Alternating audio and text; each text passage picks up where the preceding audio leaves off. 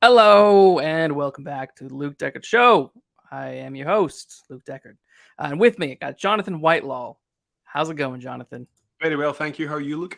I'm good. I'm very, very, very, very well. Tonight. Last time you were on, we talked about your favorite books, your We did. favorite films.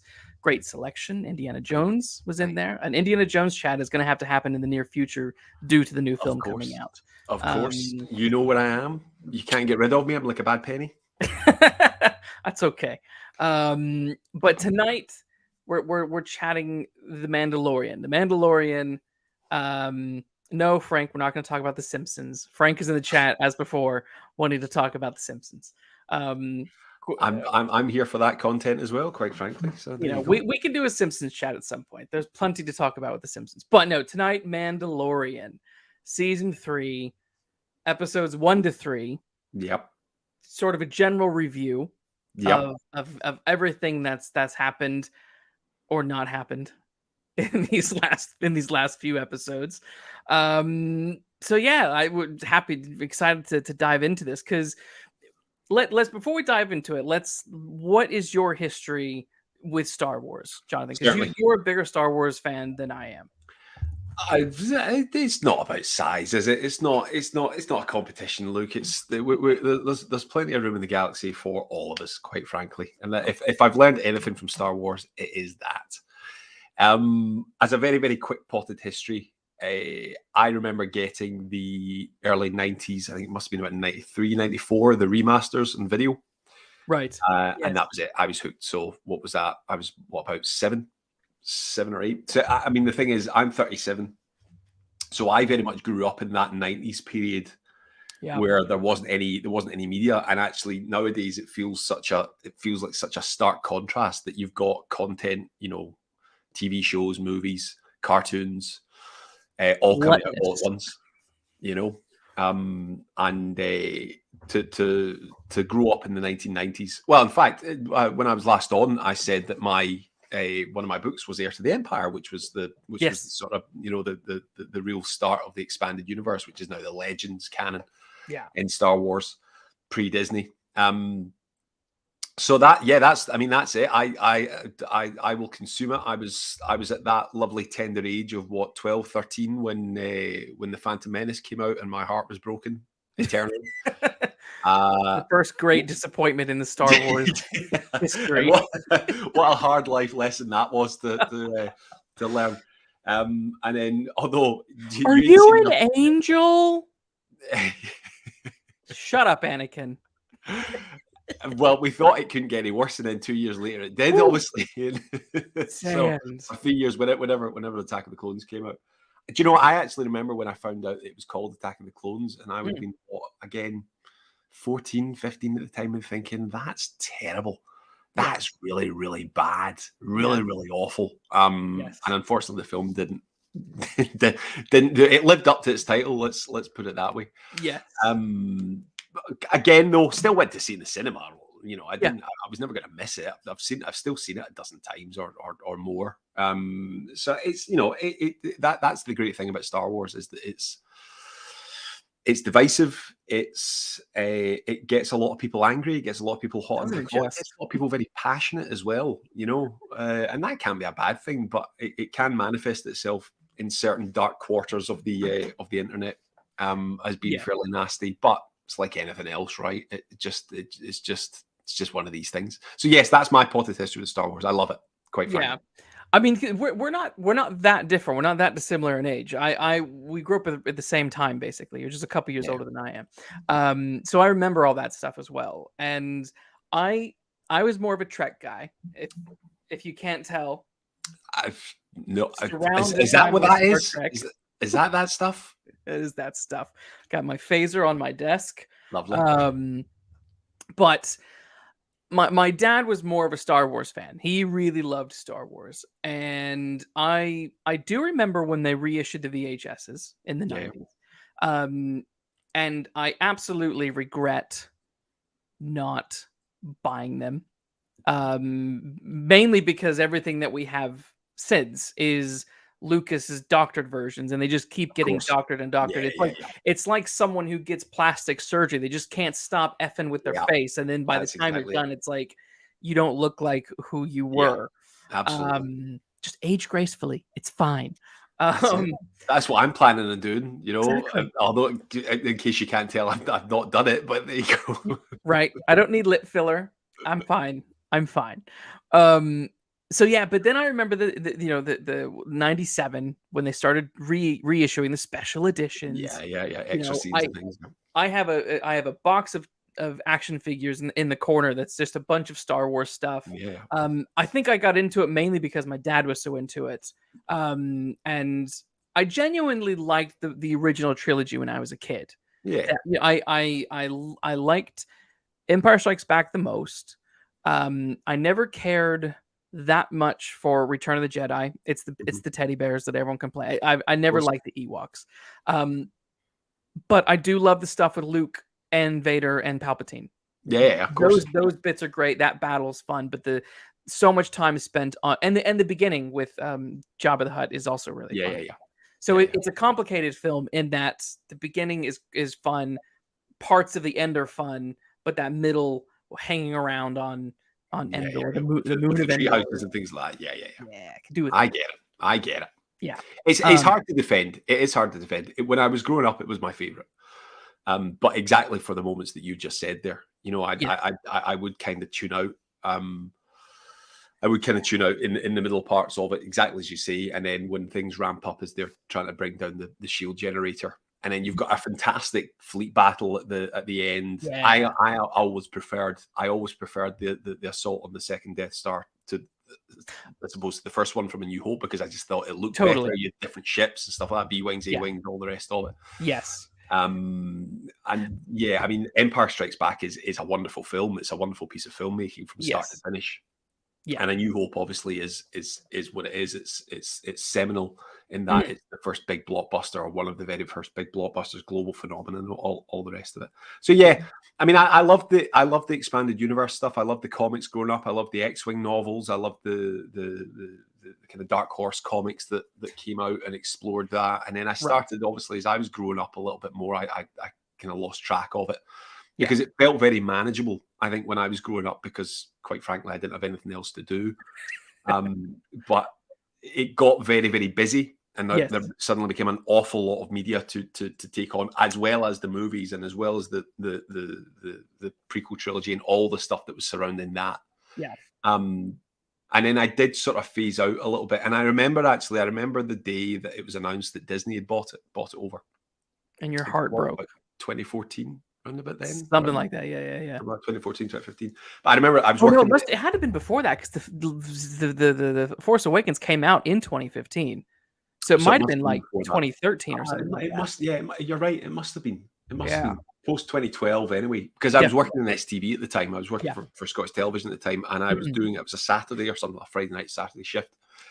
And the guy that I worked with was a big fan of it, and he knew I was a big fan of it. He said, you know, what do you think of it? And I distinctly remember saying to him, because again, there was this big outrage around it. There was a huge outrage that it was being sold for all this money, and there was going to be all this new stuff, and it's not the original, blah blah blah blah blah. Yeah.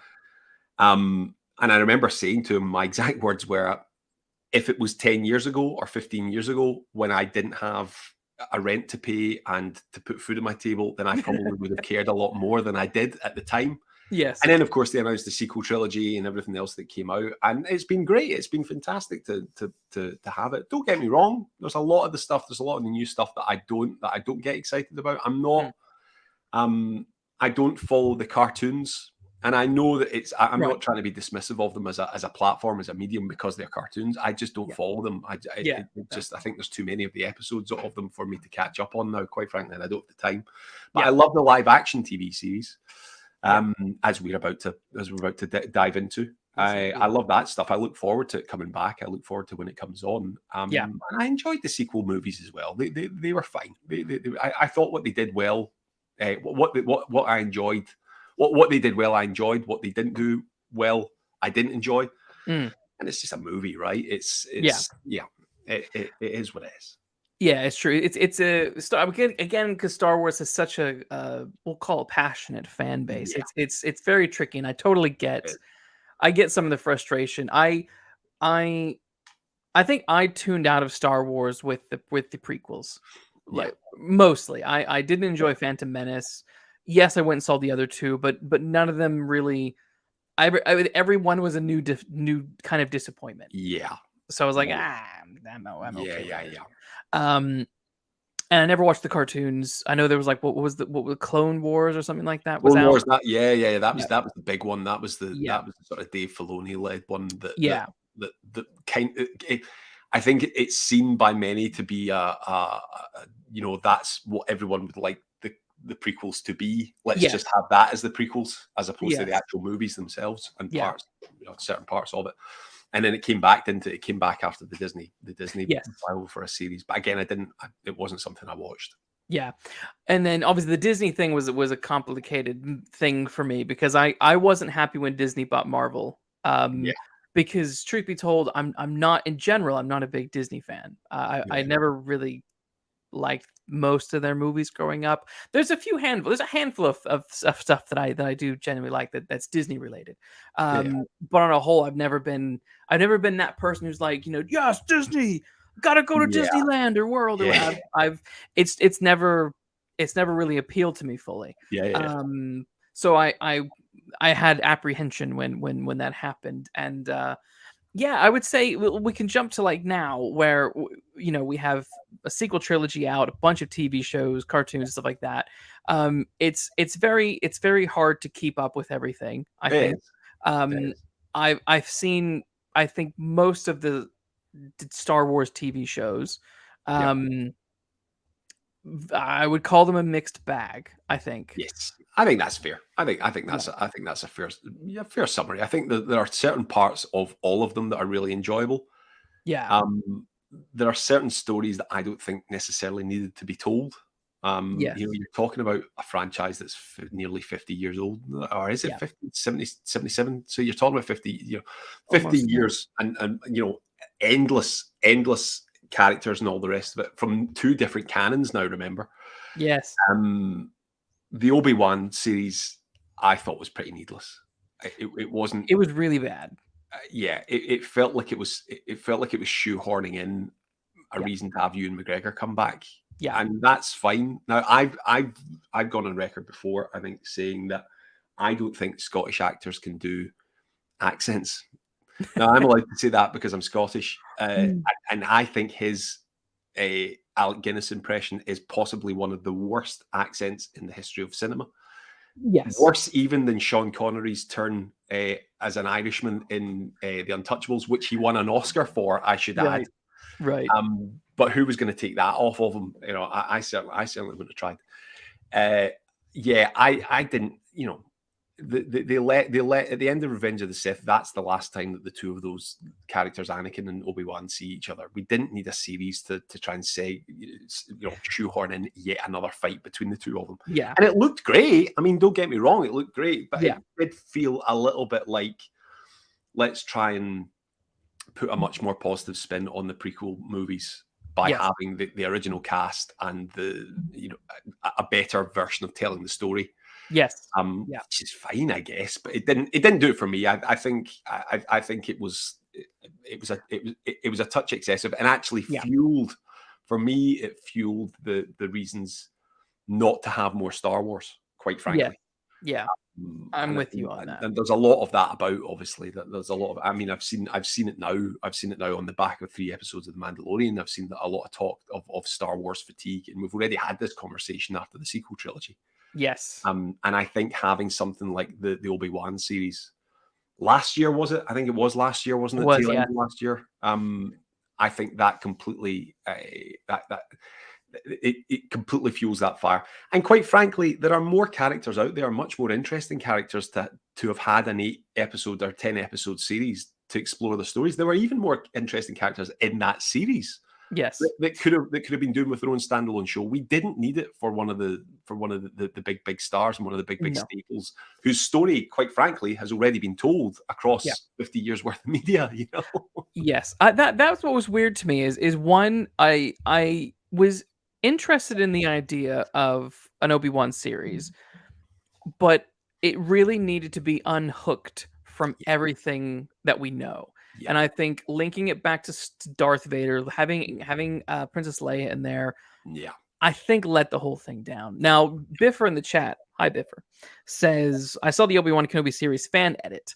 They took out the Inquisitor Reva scenes, and it's 2 hours long. I don't. Have you seen that? I've not seen the edit. I know what he's talking about though. Yeah, It's what I watched it, and it's for what it is. It's like okay, yeah, this is it's definitely this definitely should have just been a 2 hour oh, yeah, movie. yeah, yeah. Um, it worked. It didn't fix the problems, but Mhm. it made it a bit more manageable for sure. But that's the problem, Luke. We Yeah, already had that 2 hour movie. It's Revenge we of the did. Sith. That's We did. that's that movie. Yeah, That's yeah, that story. That story's already been told. We already had that.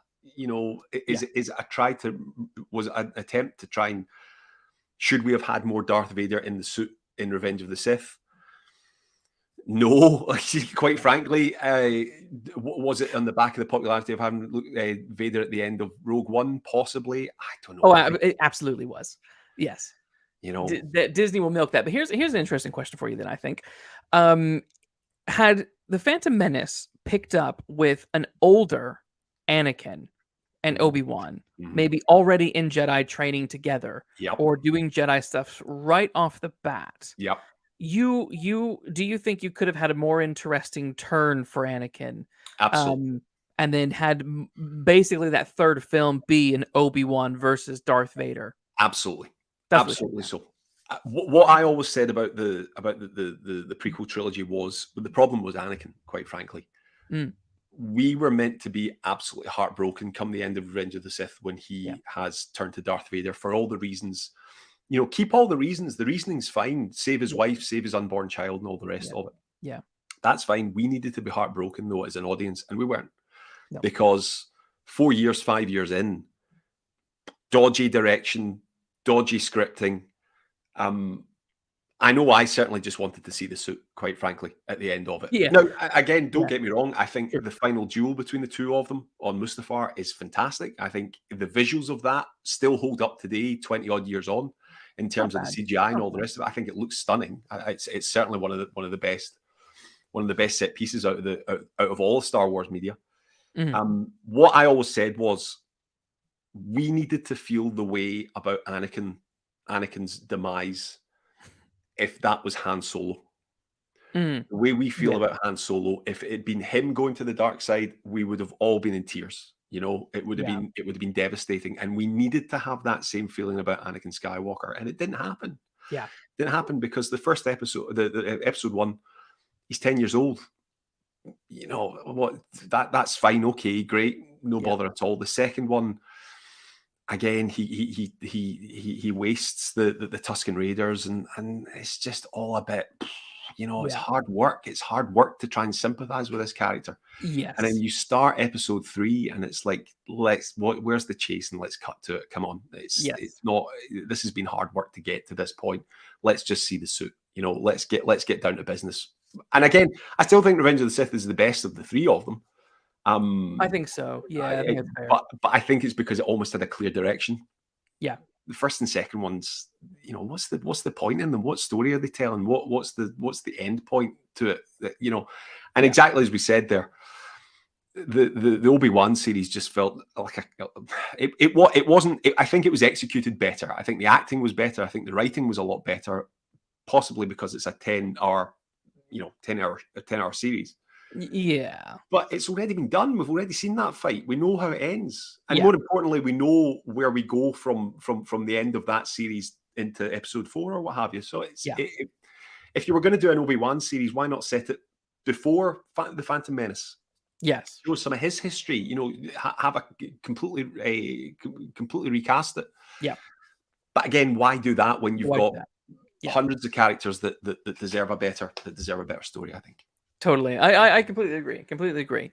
So I guess that's our big 20-minute spiel of the history of Star Wars before we get to The Mandalorian. There's a lot to talk about with Star Wars. Star Wars is like Nice. one of those It's things that just 50 gets years. you off on rabbit trails and tangents, and Absolutely. it's so Mandalorian originally was going to be a movie, then became a series. Yeah.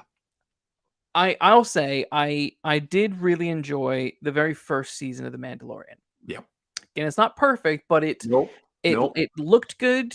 It Yeah. had an intriguing kind of series arc, and the structure of the episodes were fairly decent. There Yeah. was you knew the Mandalorian had something to do, and then something sort of thwarted that kind of postponed him getting there, and Yeah. that's the kind of nature of the Mandalorian of season 1. And I was fine with that.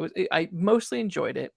I think I petered off with season 2, but what are your thoughts on seasons 1 and 2? Pretty much the same, actually. Look, I think really enjoyed the first series. Mm. Really enjoyed it. And again, I remember when the buzz was about, and you got that first. There was that first promotional picture of Jin Djarin, as we now know him as a Mandalorian, and Yeah. it just felt a little bit like, why isn't this Boba Fett? You know, why? What? Yeah. It's definitely not Boba Fett. This is not. This is someone different. Yeah. And that was fine. And actually, I thought it. I thought it beat that worry quite adequately. I watched. I think we were talking about it, weren't we? I watched the first episode, the very first episode from the first series, not that long ago, just before the start of this series, and it's a great show. It's a great show, and there's the whole elements of the Empire that are still kicking about, and Yeah. and it felt like the expanded universe stuff that I'd read growing up and thoroughly enjoyed it. And again, exactly as you say, not all perfect, not all perfect, not by any means, but what is these days, particularly when it comes to big budget, big profile, big expectations and what have you. Yeah. I enjoyed the second series to a certain degree as well. I loved the finale. I loved the reveal at the end of the finale. The Luke Skywalker reveal. Yeah, of course. Spoilers for everyone. We're going to spoil Luke Skywalker's in it, right? I thought that was great. I thought that was really good. I enjoyed the inclusion of Boba Fett. I enjoyed those elements of it. I thought sometimes it bordered on pantomime. Yeah. I thought sometimes there were horrible kind of excesses that just niggled with me, that had the same excesses from the Phantom from the prequel trilogy. Yeah. And one of my big problems, actually, going back to the sequel trilogy, so of course this is set before that. Yeah. The Last Jedi has that whole casino planet stuff in it. That felt really prequel for me, and again, I switched off at that point. And the part of it, and it took me to see this, and it took me to think about it. And this is what annoys me about prequel Star Wars and the excesses of Star Wars, that it can be at times. There's a bit in the Last Jedi where it's Benicio del Toro's character comes to rescue Finn and oh gosh, her name escapes me. I can't remember. Really memorable character. Yeah, her. I can't remember her name either. Shit. She's the bomber pilot's sister. Rose. Is it Rose Tycho? Rose Tycho, I think it is. Sure. Anyway, she was. I actually quite enjoyed her performance. I thought she was really good for it. No, good actor. Absolutely. Character was not serviced well at all. Absolutely that. Anyway, he's stolen some gun runner's ship. Yeah. And the landing ramp isn't a landing ramp as we've seen in any other element of Star Wars. It's a spiral staircase that drops down like this. And I thought, that is such a juxtaposition to what the great things about Star Wars is that it always looks used. Yes. It always looks practical. It always looks like this has been used for 10, 15, 20 years. And I get that it's meant to be something flashy and it's meant to be something expensive. Yeah. And that's kind of what the whole prequel trilogy is for me.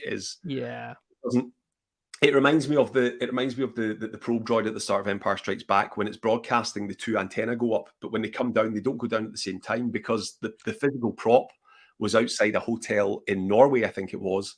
And the gears of that prop had frozen, so they didn't go down at the same time. But that's what would have happened. Yeah. That's what would have happened within the context of the canon of the universe, is that the atmosphere on Hoth would have affected the gears of this machine, so it wouldn't have come down. There is nothing like that in the prequels. No. Nothing like that in the prequels, and there was nothing like that in that part of The Last Jedi, and that to me is anti-Star Wars, completely anti-Star Wars. Yeah.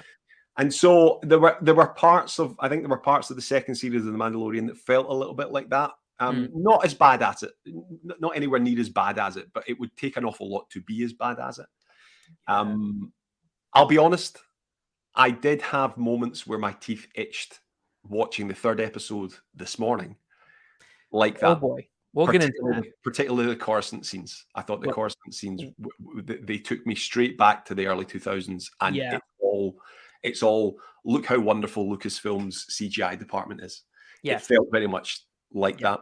And again, I know these things aren't, these it's the aesthetics of a show. It's not necessarily the breakdown of the writing and the execution of it. And direction we will get to the writing on episode 3. We will, because there are a lot of problems with this, particularly episode 3 of The Mandalorian season 3. It is. Yeah. Let's start with episode 1. Let's start with episode 1. I found it funny that essentially, if you just watched. Well, actually, no, you couldn't just watch the end of season 2, could you? And jump right into this. You do sort of have to see what happened in Boba Fett. Because at the end of season 2, Luke does take Baby Yoda away. He does. Yeah. He does. And then, and it's the sort of, again, I think we discussed this, didn't we? Sort of the Book of Boba Fett is Mando series 2.5, really. Particularly the second half of the Book of Boba Fett. And actually, the better half of the Book of Boba Fett involves the Mandalorian. Yes, and the pair of them are reunited in the finale and what have you. I just gotta say, there's someone in the chat named Psycho. Hello, Psycho, and they say, "I hope they start with Magician's Nephew. That would be something new." We're talking about Star Wars, Narnia, but I mean, I'm here for it. I love the Magician's Nephew. I did do a live stream about this like a very long time ago, but I don't know if that's what you're referring to. But hello, Psycho. Welcome to the show. Anyway, that just really pulled me out for a second. So I obviously yes, but okay, what about the bit where Jon Favreau says that like several years are meant to have taken place, as in Luke is meant to have had Baby Yoda for several years? I gotta be honest, I did not get that vibe whatsoever when watching Book of Boba Fett. No, and it feels like a giant axe on the wall for me, really. It's the old Chekhov's gun, isn't it? It's like there's clearly going to be some sort of reason at the end of this series of The Mandalorian that's going to explain why Grogu, Baby Yoda, has a much better grasp of using the Force than he did when we saw him at the end of when Luke Skywalker takes him away from Moff Gideon's ship. And again, I agree with you. You would think within the context of the writing, why is Luke Skywalker having very, very basic conversations about the Force with Baby Grogu as Din Djarin has only just arrived? Yes. Should these conversations not have been? He's teaching him how to Force jump. Are these not the fundamentals that Jedi's? Have we not been told all this? I'm not speculating this. Have we not been told this through official media, both canon and legends? Yes. These things are what's learned at a very, very early stage of your training. I mean, Luke Skywalker turns up on Dagobah, and he's with Yoda for a matter of minutes, and he's doing these flips through the forest and all the rest of it. So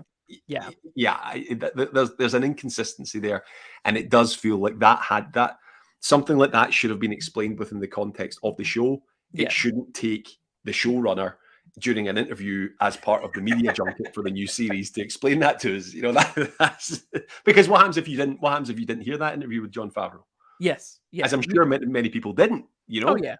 Yeah, the average person watching these shows probably they've not seen that interview. They don't know this. Exactly. It's the super nerds like us who follow this stuff, who are like, wait a minute, this doesn't work. Like the nerd on the nerd man off The Simpsons. Hold on a second, this doesn't work. Quite worst Star Wars ever.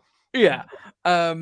So we jump into this episode, and we're introduced to they're going through a ritual where they're I guess bestowing the new kid into the Mandalorian family. What do you think about that scene?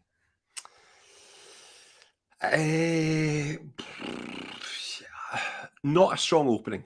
No. not how I would have opened a new series of a worldwide hit, quite frankly, because that's what it is. Let's not kid It's ourselves. true. Yeah. This is one of, if not the biggest show on TV at the moment. And a lot of hype and a lot of expectation and a lot of work goes into this. A lot of committee thinking goes into this. Now, as I'm saying all this, maybe that's why we got that opening. You know, Star Wars has been plagued, particularly in the Disney era, has been plagued by writers dropping out, directors being replaced. You know, a lot of creative control allegedly being wrestled back and forth between Disney and the studio and the people who are actually in charge of making the actual shows. Yeah. So again, within the context of it, you have this ceremony interrupted by what can only really be described as a giant dinosaur coming out of the That's what I wrote down. Crocodile, right? And then it gets blown up so it's like a dozen or 20 odd Mandalorian warriors can't take this thing down. Yes. And then the Mando turns up in his N1 Naboo starfighter and blows it to pieces. And that's fine. They've obviously got they'll have a lot to eat, you know, for the next couple of months with all that raw meat. That's okay.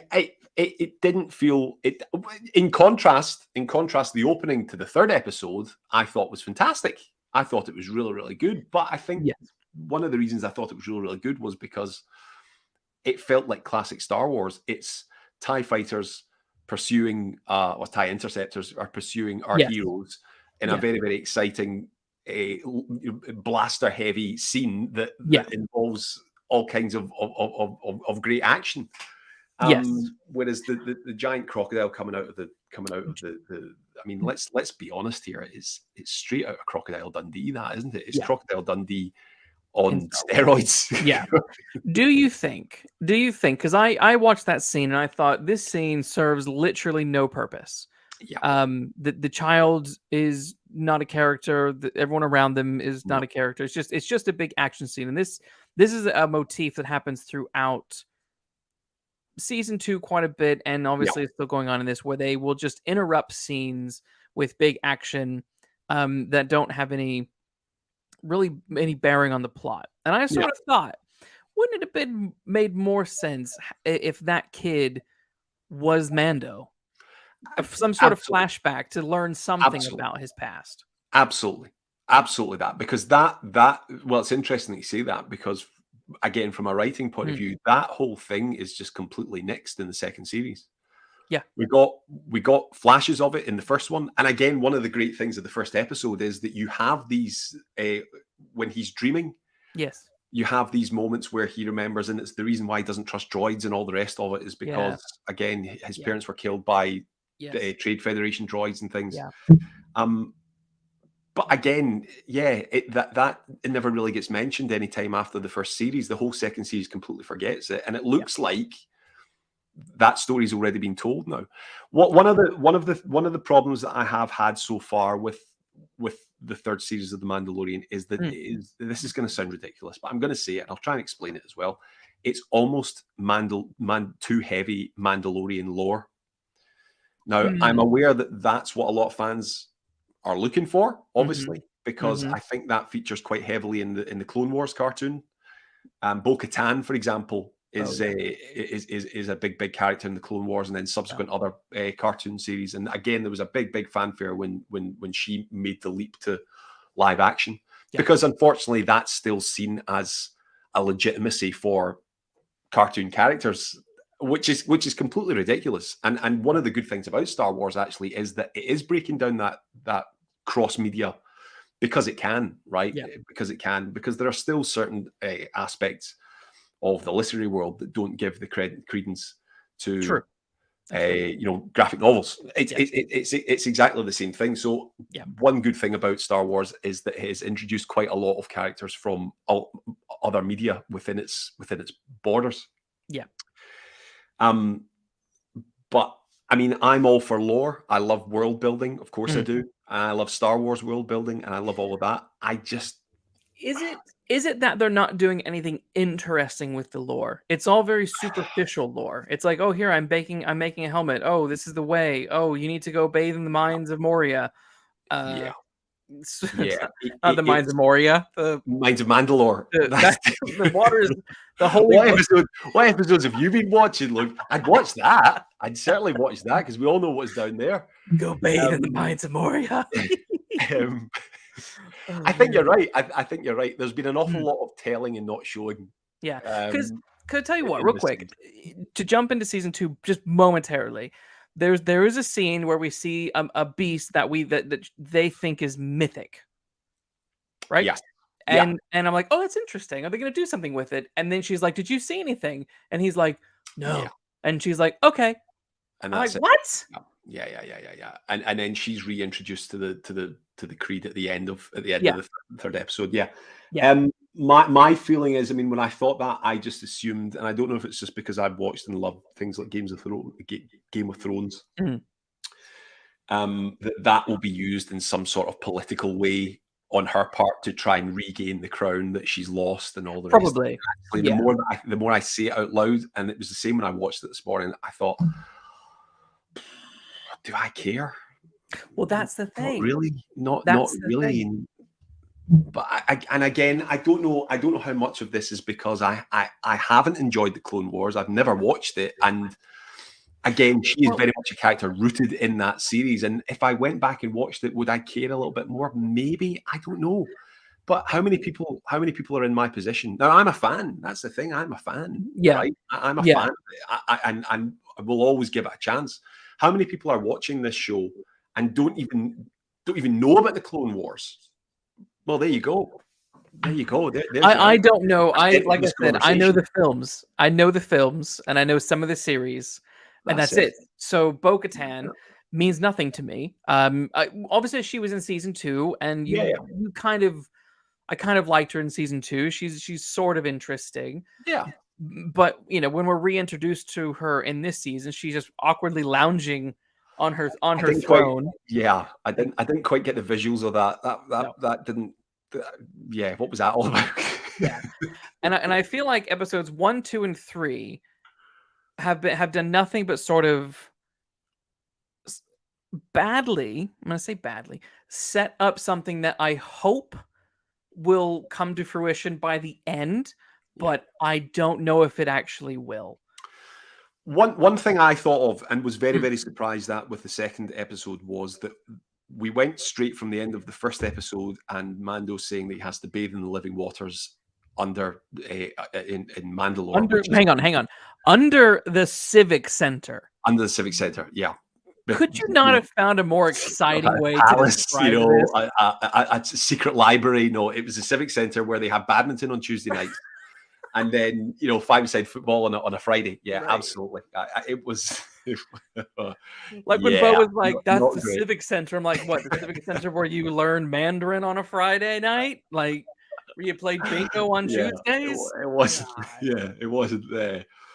That didn't do it for me, right? No. It didn't do it for me. To the point when I'd erased it from my memory, actually. So thank you for reminding me. These things it stood out to me so much because what was so funny, I was thinking about like in one of the newer episodes, the third episode, where I want to make fun of it later, but the girl who is with the scientist guy, who she's like, I'm gonna go buy you a photon fizzle, and I'm like, what? We got Civic Center and then photon fizzle. Can we find a happy medium here, guys? Yeah, it's not. Again, as we've said already, right? Walking down the esplanade in the center of Coruscant, not just having any old. It's not just a glass of blue milk. It's a glowing lollipop. Why is it glowing? Just have it as a prop, right? It doesn't make a difference. When I'm sitting there watching it with Claire, I just scream things out like space lollipop. That's it, right? That's it. It can't just be a normal fork. It's got to be a space fork. You know. Just gotta say, that's the thing about Star Wars was that it didn't have to be a space fork. It really didn't. It was just a regular fork. You know, that was always the great thing about Star Wars, and very, very different to other sci-fi staples like Star Trek and like Doctor Who. I mean, Doctor Who in the 1970s had to write in the fact that the third Doctor was exiled on Earth because the budget was spiraling out of control. Because you can't have a normal fork on Mars or Gallifrey or Telos or whatever. It has to be a space fork. Yes. Whereas Star Wars didn't didn't bother with that because everything needed to, it worked within the context of the canon, but it also worked in a practical sense in that it was made for next to relatively next to nothing. Yeah. So stuff like that really, really aggravates me, and it annoys me that it's still a thing in Star Wars. Yes. Because it's not like the criticism of this multimedia franchise has been quiet, right? Yeah. It's not like that. And you've got people who are now old enough to have lived through the bad days, so-called bad days, to know better. Yes. To have learned from it, Yes. That's what really, really aggravates me at times with Star Wars and winds me up. And actually, I felt a lot more like that in this series of The Mandalorian than I have previously. And I don't know if it is just fatigue. There's a mystique there. In fact, it was a famous staple of Star Wars, and Empire Strikes Back is a famous staple of it, is that the Wampa, for example. Yes. They couldn't get the puppet to work. They couldn't find out a believable way of having this Wampa. So it was less is more. Yeah. The first half of Jaws, another example of it. You're more frightened of something that you don't know what it looks like. Totally. You don't know what it is. That encapsulates what Star Wars has been for me, is that, do I want 2, 3, 4, 5 big things every year, or do I want to go 10, 15 years without anything so that when it does eventually come back, you can do it better? You can do it well. Yeah. Yeah. It's tough. It's hard. It's hard because let's not kid ourselves. There's a lot of money to be made in it. There's a lot of money to be made in Baby Yoda dolls and Lego figures and all the rest of it. And that's fine. I don't have a problem with that. Of course I don't have a problem with it. I'll buy it as much as the next person. I just think that, there you go. There you go. You're not even a Star Wars fan. I'm not even a Star Wars fan. And I got 3 of these in the house. Adorable. Absolutely adorable. So, I get it. I completely understand. I still think, though, I think my big problem with it is that it's such a protected brand. Yeah. It's such a massively protected brand that's almost an excuse to never do it badly. Because it is so protected, and you've got to go through so many steps to get something on the screen and made and all the rest of it. So what's your excuse? What's the excuse for doing it badly? You can ask the same question about Star Trek. And I think the problem is, look, Jon Favreau was in charge of this show. Jon Favreau arguably wrote and directed. Did he write? He did a lot. He did arguably the best MCU movie, and that is Iron Man 1. Yeah. I don't care what anyone says. I don't care about Endgame. I don't care about any of that stuff. Iron Man 1 is the one and only out of all, the only classic of the MCU. Agreed. Everything else you can kind of forget, but you remember that I still remember that scene where Pepper Potts brings Tony his first arc reactor thing, and it's proof that Tony Stark has a heart. Yeah. And there's moments in that just land and stay with you for years, over 10 years now. And it's obviously will be different for someone like me who watched it way back when versus someone now who can just binge the entire MCU if they want to. Yeah. But I think on a creative standpoint, a storytelling standpoint, so my point of saying that is that I know that Jon Favreau knows how to tell good stories. I know that he knows how to construct a strong plot with strong character, and I feel that we had that in Mandalorian season 1. Yeah. I was behind Mando. I liked what was happening. I liked the general, he's trying to work out why these people want the child, all that kind of stuff. And there was a good sense of drive and purpose to it, right? I feel like the drive was lost in season 2, and I feel like there's zero drive in season 3. And this is what's disappointing me, because I like the Mandalorian. I like the characters, but I'm what am I watching for right now? Yeah. He said the first episode is all about him wanting IG. Is it 11 or 88? What is he? 1188 was the bounty hunter. Okay, right. He's IG 11, and he's like, oh, I need my droid. Why? Yeah. Why? No, that's a stark contrast to the Mando in the first series who doesn't trust droids because they murdered his parents. Right. And then it turns out that he can get the same job done with an R5 unit as an R5D4. But again, within the context of the canon, an R5 unit is completely different to an IG droid. Well, exactly. They do completely different things. So And R5 was just in there for member berries. Remember R5D4 that blew its gasket in the beginning of New Hope? Yeah. Why can't it just be another R5 unit? Yeah. These things are mass produced again within the context of the universe, the Yeah. canon. These things are mass produced. Just make it another R5 unit. Yeah, but no, Doesn't it is have to be. It doesn't R5D4. all have to be things, right? It doesn't all have to be things. Yes, it is the R. I was like the R5D4. It's the R5D4. One. Like, Yeah, oh, it's come on, the R5D4. come on. What are the odds, right? Just make it another R5 unit. It doesn't matter. It doesn't. Yes. It doesn't. If anything, actually, it matters more to make it another R5 unit because, again, he's not the only R5 unit in the galaxy. He's probably not even the only R5 unit in Mos Eisley or in Tatooine at that time. Just make it another one. Doesn't matter. It's okay. No. It's all right. Guys. Come on. And I think the other thing with episode 1, then we'll dive into episodes 2 and 3, is that you also have these space pirates. Yeah. And it's like, I'm assuming that this is setting up something that will come in later. Presumably. But it felt so pointless. Yeah, and I didn't like the visuals of it either. Oh, they're weird. I can't even remember the guy's name. But he looks like he actually looks like a Swamp Thing caricature. The it's Mark. Oh God, that thing. DC, yeah. What the flip was that? Swamp Thing's DC, isn't he? Yeah, he looks like a bad Swamp Thing. Now, actually, funnily enough, I read an interesting article yesterday, day before. I think it was in Rolling Stone. That actually quite liked it. It said it bringing the bizarre back to Star Wars. And I kind of appreciate that. I just think you can do that without looking better caricature-esque. It looked ridiculous. Yeah. Quite frankly, that's it. Yeah. Now you compare it to something like Davy Jones from the Pirates of the Caribbean. Now, when you describe what Davy Jones in the Pirates of the Caribbean looks like on paper, it's Bill Nye done up with a CGI squid head. Yeah. Now that sounds absolutely bonkers in the worst possible way, ridiculous. Yeah. But actually, the execution of it works really, really well. I thought. Yeah, I also totally. thought it worked really well. Oh Pity about the rest of the movies, but yeah, that little element I thought was great. Yeah, this clearly did not translate from the script to the screen. Possibly the way that they wanted it. And you're right. My big issue has been that I thought in the first episode when they're talking about bathing in the living waters under the Civic Center on Mandalore, I thought that was it. We were going to get that in episode 10. I did too, or whatever it is. I did too. Not it done by episode, because that whole thing's done now, and we're only 3 hours in, or less than 3 hours in. That's done. It's finished now. Yes, and it was done, and it was finished so unceremoniously.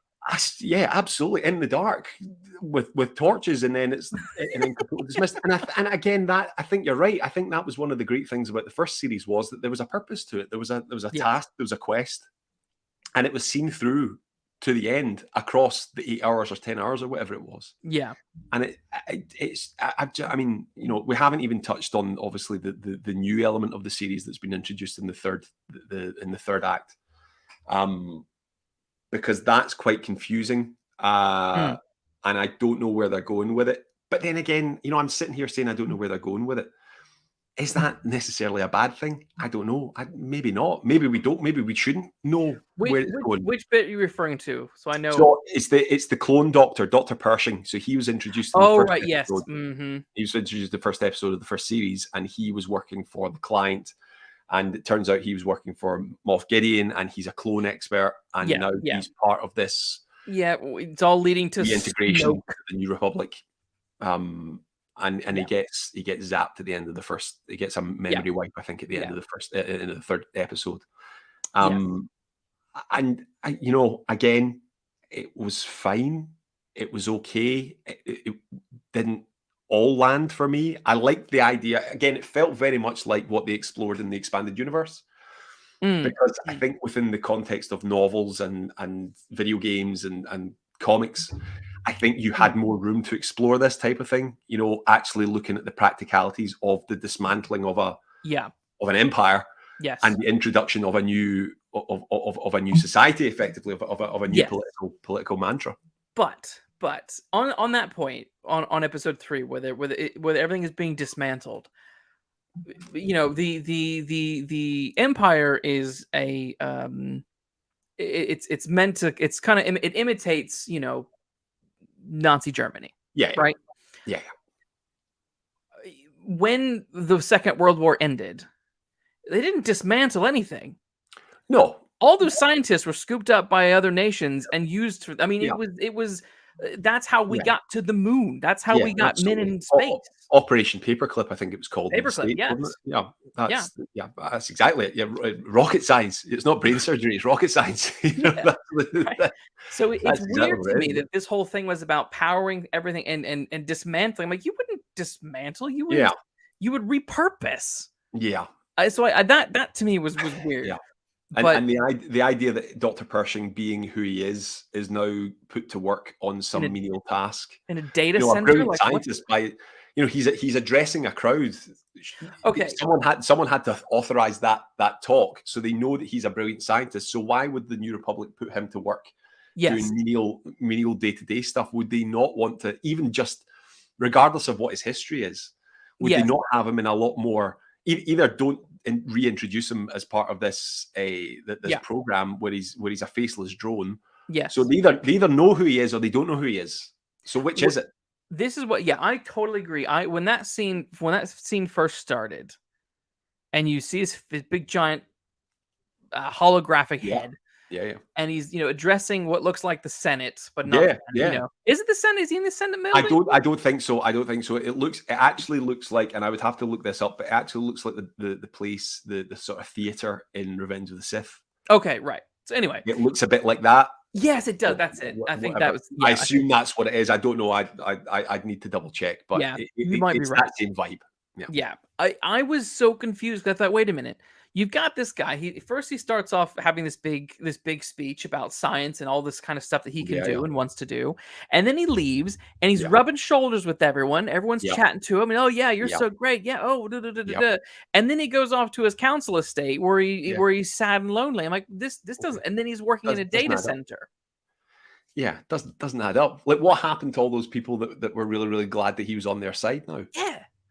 Would they not be more interested in him, regardless of what his research is? Because that's the whole point of the episode, is that he weighs up whether he should continue with Yeah. his clone research for Yeah. whatever purpose. Yeah. But the New Republic won't do it.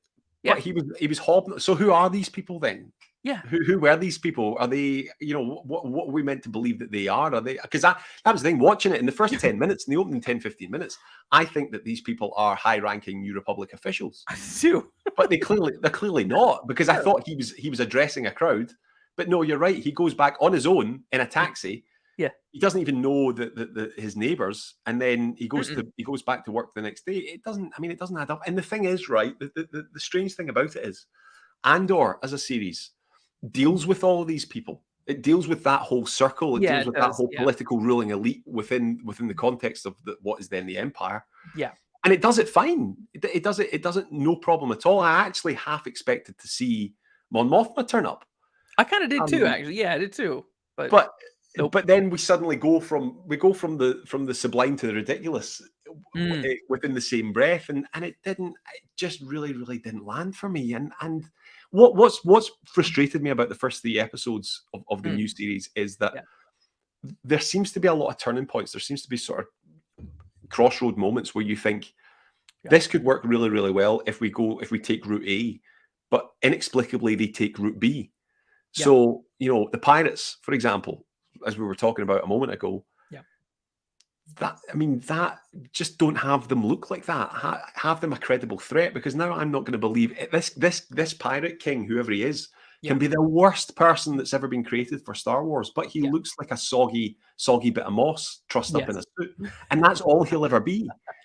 It's not like they've got some of the best creative minds. They've got some of the best creative visuals known to man. Just don't make him look like that, And again, as we've just said there, Dr. Pershing hobnobbing it with what we thought were high-ranking New Republic officials, to then he's so obscure that he can go out to the scrap yards, play about with a decommissioned Star Destroyer, and then get caught and stuck in a room where he gets his memory wiped. I mean, it doesn't. What do you want us to?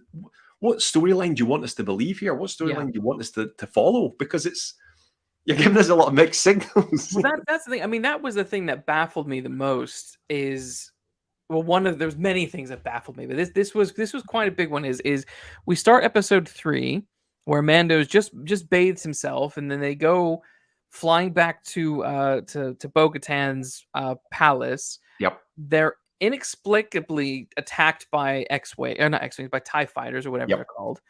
So I'm like, okay, so this is going to be explained, and then we smash cut after there's a big, they go. He's like, oh, we'll go somewhere where we can hide. Smash cut.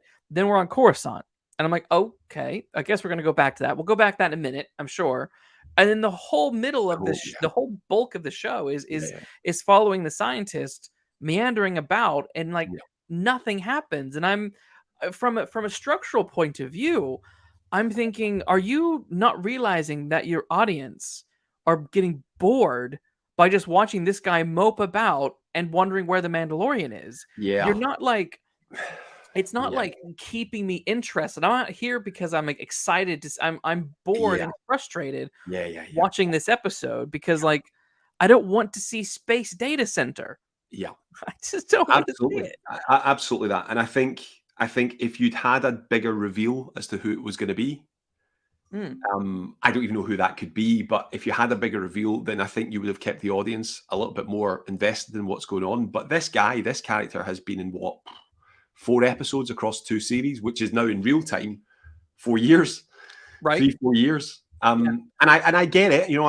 I get it. I understand that you can't constantly rely on characters that have got 30-40 years worth of portrayal in them, like they did with Luke Skywalker. Obviously, I get that. I understand that. I admire the creativity to be introducing new elements to it. Yeah. Because one of the big criticisms of the sequel trilogy was that it didn't create its own lore. It was too much heavily reliant on on its own lore, as opposed to taking things from other places like George Lucas did with the original trilogy. Yes.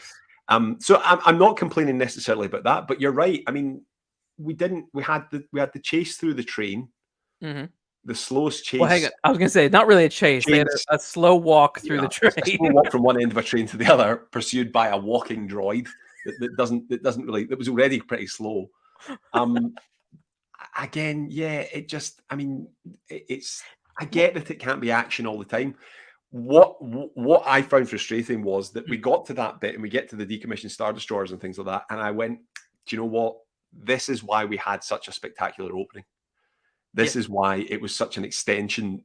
And again, I loved it. I did love it. I loved that pursuit by the TIE interceptors and stuff like that. I thought it looked great. I thought it was fantastic. Yeah, and was very, very excited for the episode. Yeah. But it got to 3/4 of the way through, and I went, that's why we got that.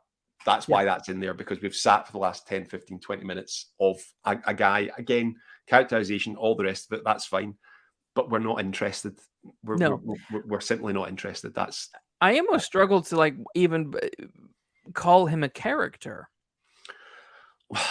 He was the scientist, wasn't he? There was a big criticism. I remember because he's in the first episode. He's introduced in the first episode of the series, and there was a big criticism at the time that he shouldn't wear glasses, because there was some sort of criticism, or someone had said something years ago. I don't know if it was Lucas. I don't know if it was like Rick McCallum, or who was the old producer or something, had said years and years ago that nobody in Star Wars wears glasses because the technology is so good that you wouldn't need them.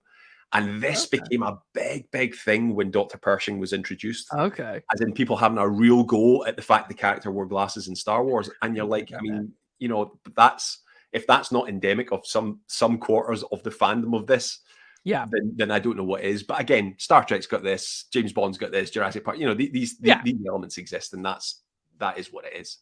Yeah. So I did laugh a little bit at the end. The only time he takes his glasses off, his spectacles off, is when he's about to get his memory wiped, when he's going to get completely taken out of it. But you're right, Luke. You're absolutely right. He's what's his cat?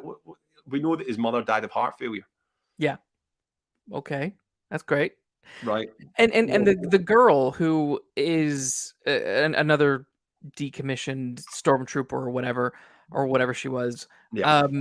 I mean, a total NPC. Yeah, I don't know where they're going with that either. I didn't, in fairness, I didn't expect her to be working with the police. It came out of nowhere, but not like an interesting twist. It was like, whoa, whoa, whoa, whoa, whoa, Yeah, whoa, whoa. Peter yeah, Griffin, whoa, where yeah, is that coming from? You know, like that was like, hang on. yeah. And there's clearly going to be another twist further down the line where she is still working for the Empire and Oh she's yeah, a sleeper clearly. cell and stuff like that. I mean, if you can see that coming, yeah, it didn't. Again, it was very, very hard to invest in it. Really, really hard to invest It in it. was. And I did think that a lot of it was because of where it was set. And I thought it was maybe me still being eh, having my fingers burned by the prequels because Mm, Coruscant is all over the prequels. It's all over it it, is. It all over it. is. And again, it's the very, very worst of that kind of movie making where it was Yeah. all blue screen. You know, none of that was practical effects in 20 odd years ago, 25 years ago. Yeah. And I doubt a lot of it was practical effects this time around as Oh well. no, Again, the glowing it's all that lollipop. round Yeah, thing. I actually don't think it looked that good. I mean, that's the thing. I No. don't have a problem with CGI. I really, really don't have a problem with it. I don't want to come across as one of these guys that it's got to be practical effects all the time. I'm not Yeah. that.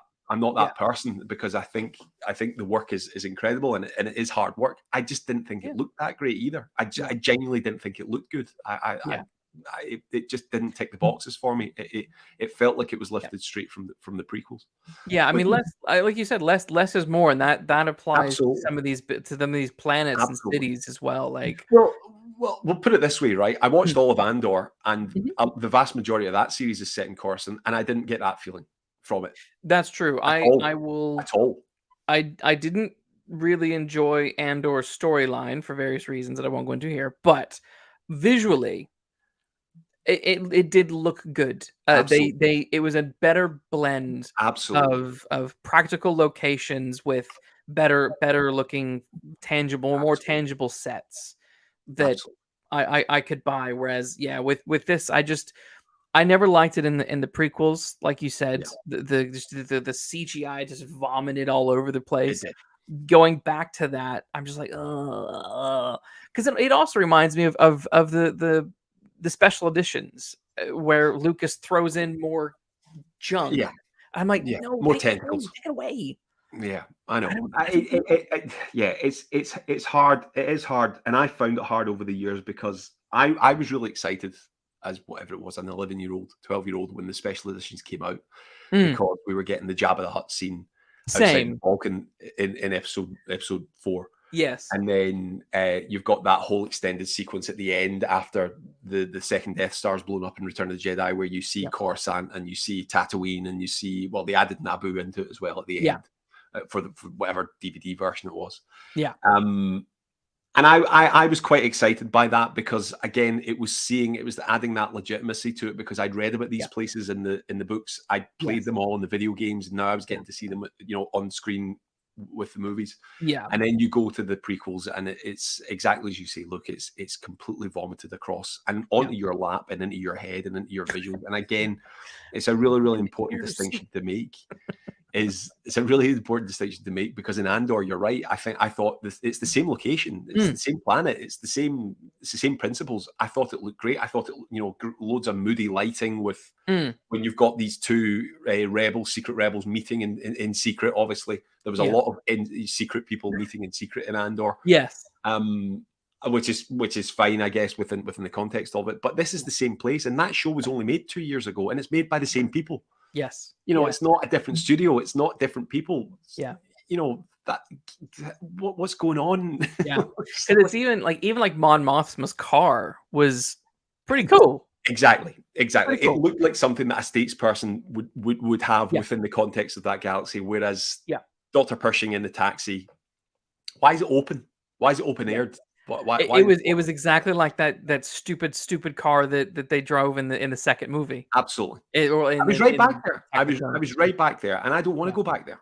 No. I don't want to go back there. I don't think anybody does. I don't think No. anyone wants to go back there. So why are we going back? Why Yeah. are you giving us these? Why are you giving us these cues? Again, it feels like in the last couple of years there has been a concerted effort by the powers that be behind the creative projects of Star Wars to Yeah. try and legitimize the prequels, and I think so. rather than just leave them Yeah. as they are and the Yeah. opinion that people have, because people are entitled to their opinion, quite frankly. People that go out and buy $40, $50, $60 lightsabers Yeah. who do it en masse and watch these shows en masse are entitled to their opinion, and people don't like it. The vast majority of people don't like it. That's it. That's fine. That's okay. That's what happens in creative projects, creative arts. Don't try and make it legitimate by reintroducing elements of it, because that's not fair. And actually, it's ruining the present. Totally. It's mortgaging the future to try and retcon the past, and that doesn't work for me. Because I remember the discourse when the sequel trilogy was coming out, and I think by this point both The Force Awakens and The Last Jedi had come out, and people were saying things like, oh, geez, like these movies now the prequels are good. And I think it might have been Red Letter Media at one point were also saying, like, no, like, just because these movies aren't very good doesn't make the prequels better. Like, they're not good. They're not magically good now. They still suck. The only thing that I give them is that I'm like, well, at least George was trying to do a different story. Absolutely. That's it. That's all I can give them. But absolutely. And the scores for the three of them are sublime. They're pretty good. Frankly, the John Williams scores they are the best parts of the prequels for me. Quite frankly, and I've always thought that. I've always thought the score for the Phantom Menace, Duel of Fates, obviously. That's become synonymous with Star Wars. That's as much synonymous with Star Wars as any of the other elements of pop culture, lightsabers, blasters, Millennium Falcon, all the rest of it. Very true. And quite rightly too. But you're right. Just because you've made more bad films doesn't make the previously bad ones better. That's not how it works. But that's okay. That's the thing, right? That's the thing. It's okay for them to be not good. Yeah. As long as you learn from the fact that, or the elements of them that aren't good, and move away from it, which is what Mando felt like. Yes. It felt like very much like we were moving away from that element of it as a franchise. Yeah. But we just feel that we're very, very slowly creeping back towards it. And I don't know if it's just because, as we talked about, there's maybe a fatigue from the audience. Maybe they need to pause it, give us a couple of years, and then come back with it. I don't know. Absence always makes the heart grow fonder, and I'm a great believer. I mean, I remember saying that about Marvel when Endgame happened. I said if Marvel had any sense, but they're too greedy, but if they had any sense, they would now take 5 to 6, maybe even 10 years off. Yeah.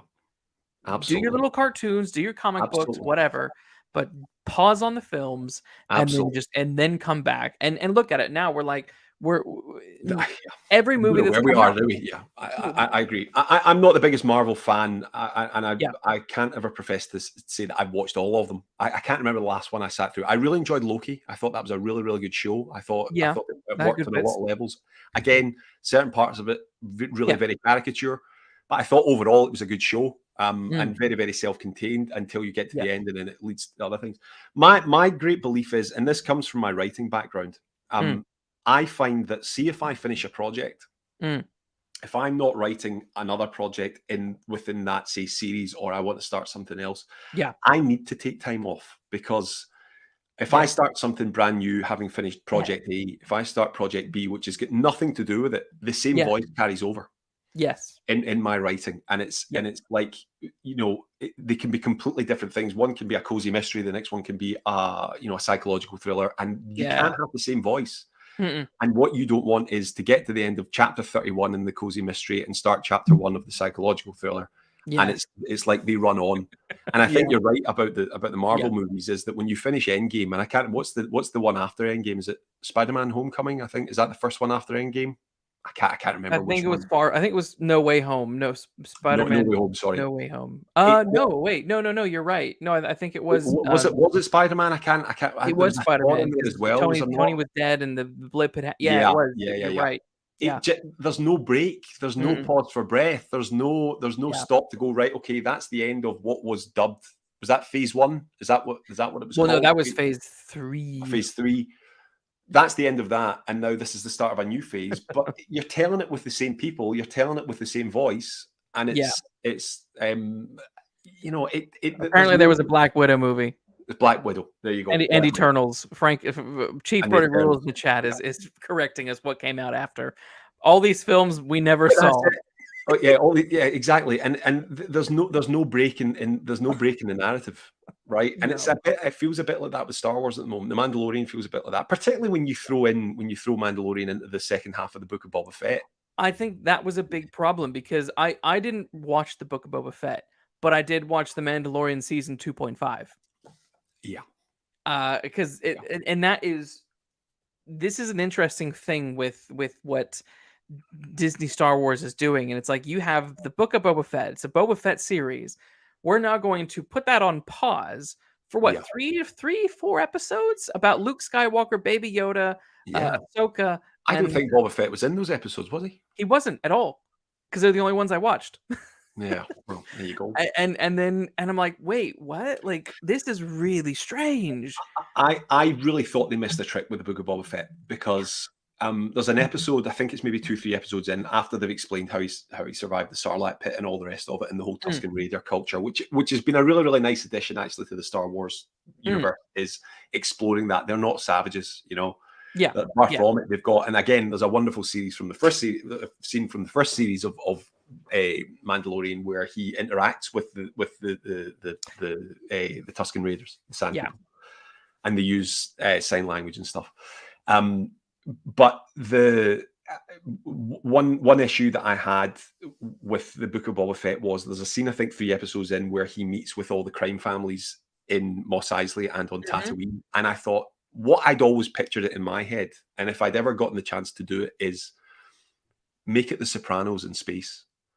Make it the Sopranos, make it Star Wars Sopranos, where you've got gangsters and you've got warring families and you've got territory and all the rest of it. It doesn't need to be this big picture, galaxy saving stuff. Yes. Keep it local and do what you do in mafia movies and mafia series. Do it within a sort of Star Wars context. And actually, I know that we've talked about this before. That's why I always thought Picard should have been. It shouldn't have been what we got, and indeed what we're having at the moment with the third series, although I am loving it. But what I wanted was a retired Admiral Picard solving crimes like Columbo within the context of the Star Trek universe. Yeah. That's what he does in his retirement. You know, I know that makes it sound quaint, but I think you could have had a lot of fun with that. I don't think you needed this whole, universe spanning cataclysm that had to be avoided, because we've done all that, right? We've done all that to death. Exactly. And it was the same with Book of Boba Fett, was that, and again, one of the reasons I really liked the first series of Mando was because it was still kind of grounded. It was still a working bounty hunter. I mean, remember when Mandalorian, when Jin Durin used to be a bounty hunter? Well, exactly. When was the last bounty that he brought in? Exactly. Like that was the exciting thing about Mandalorian. It's like, oh, we're gonna the adventures of a bounty hunter. Fantastic. Yeah. Absolutely. And again, I don't have a problem with the Jedi lore and all the rest of it happening. And again, there's a background between the Mandalorians and the Jedi and stuff that's explored in other media. That's fine. One of the great things I loved about the first episode of The Mandalorian is the scene on the Razor Crest, and you see the bounties all frozen in carbonite hanging up. I mean, they didn't need to be frozen in carbonite, but whatever. That was a massive like, come on. That's not how they did it. That's just how they did it on this exactly. It was City. Yeah, precisely. Never been done before, but now it's the thing that's done. But how did they even know that was the thing that was done? Exactly. Right? There was only a dozen people in that room, and the majority of them get killed. I guess Boba Fett went and told everybody. Oh, that makes sense, right? I mean, even though he was in the Sarlacc for all that time, he went to the WhatsApp, the Mandalorian WhatsApp group. Hey guys, new way of transporting our bounties. Check this out. Click. Selfie like this with the roadie and it. But the point is, though, duck face. Bounty hunters of Instagram. Hashtag bounty hunters of Instagram.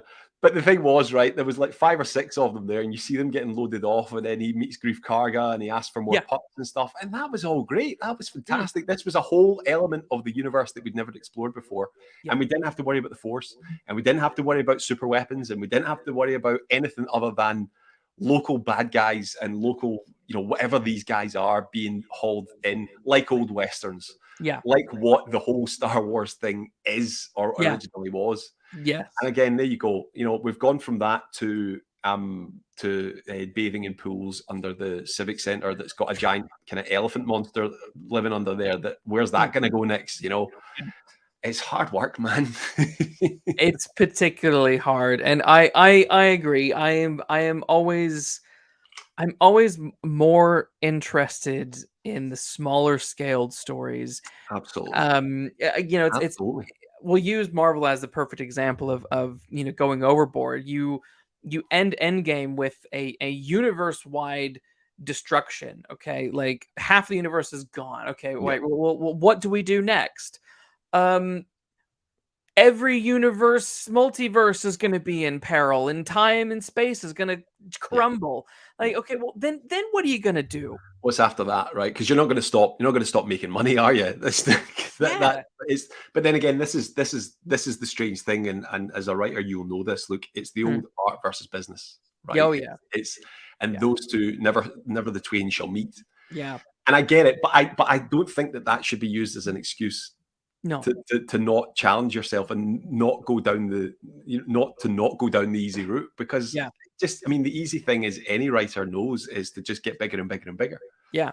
Make it I mean, bigger, make it bigger, just make it bigger. But because big obviously, as they say, isn't better. And absolutely. I think about because as I said, I'm a big Star Trek fan. Think about TNG, Yeah. where Gene Roddenberry had really crazy rules for that show. Yeah. No interpersonal conflict, Yeah. for one. Okay, well, how are you going to create drama? That's it. How are you going to somehow create interpersonal drama without there being interpersonal drama?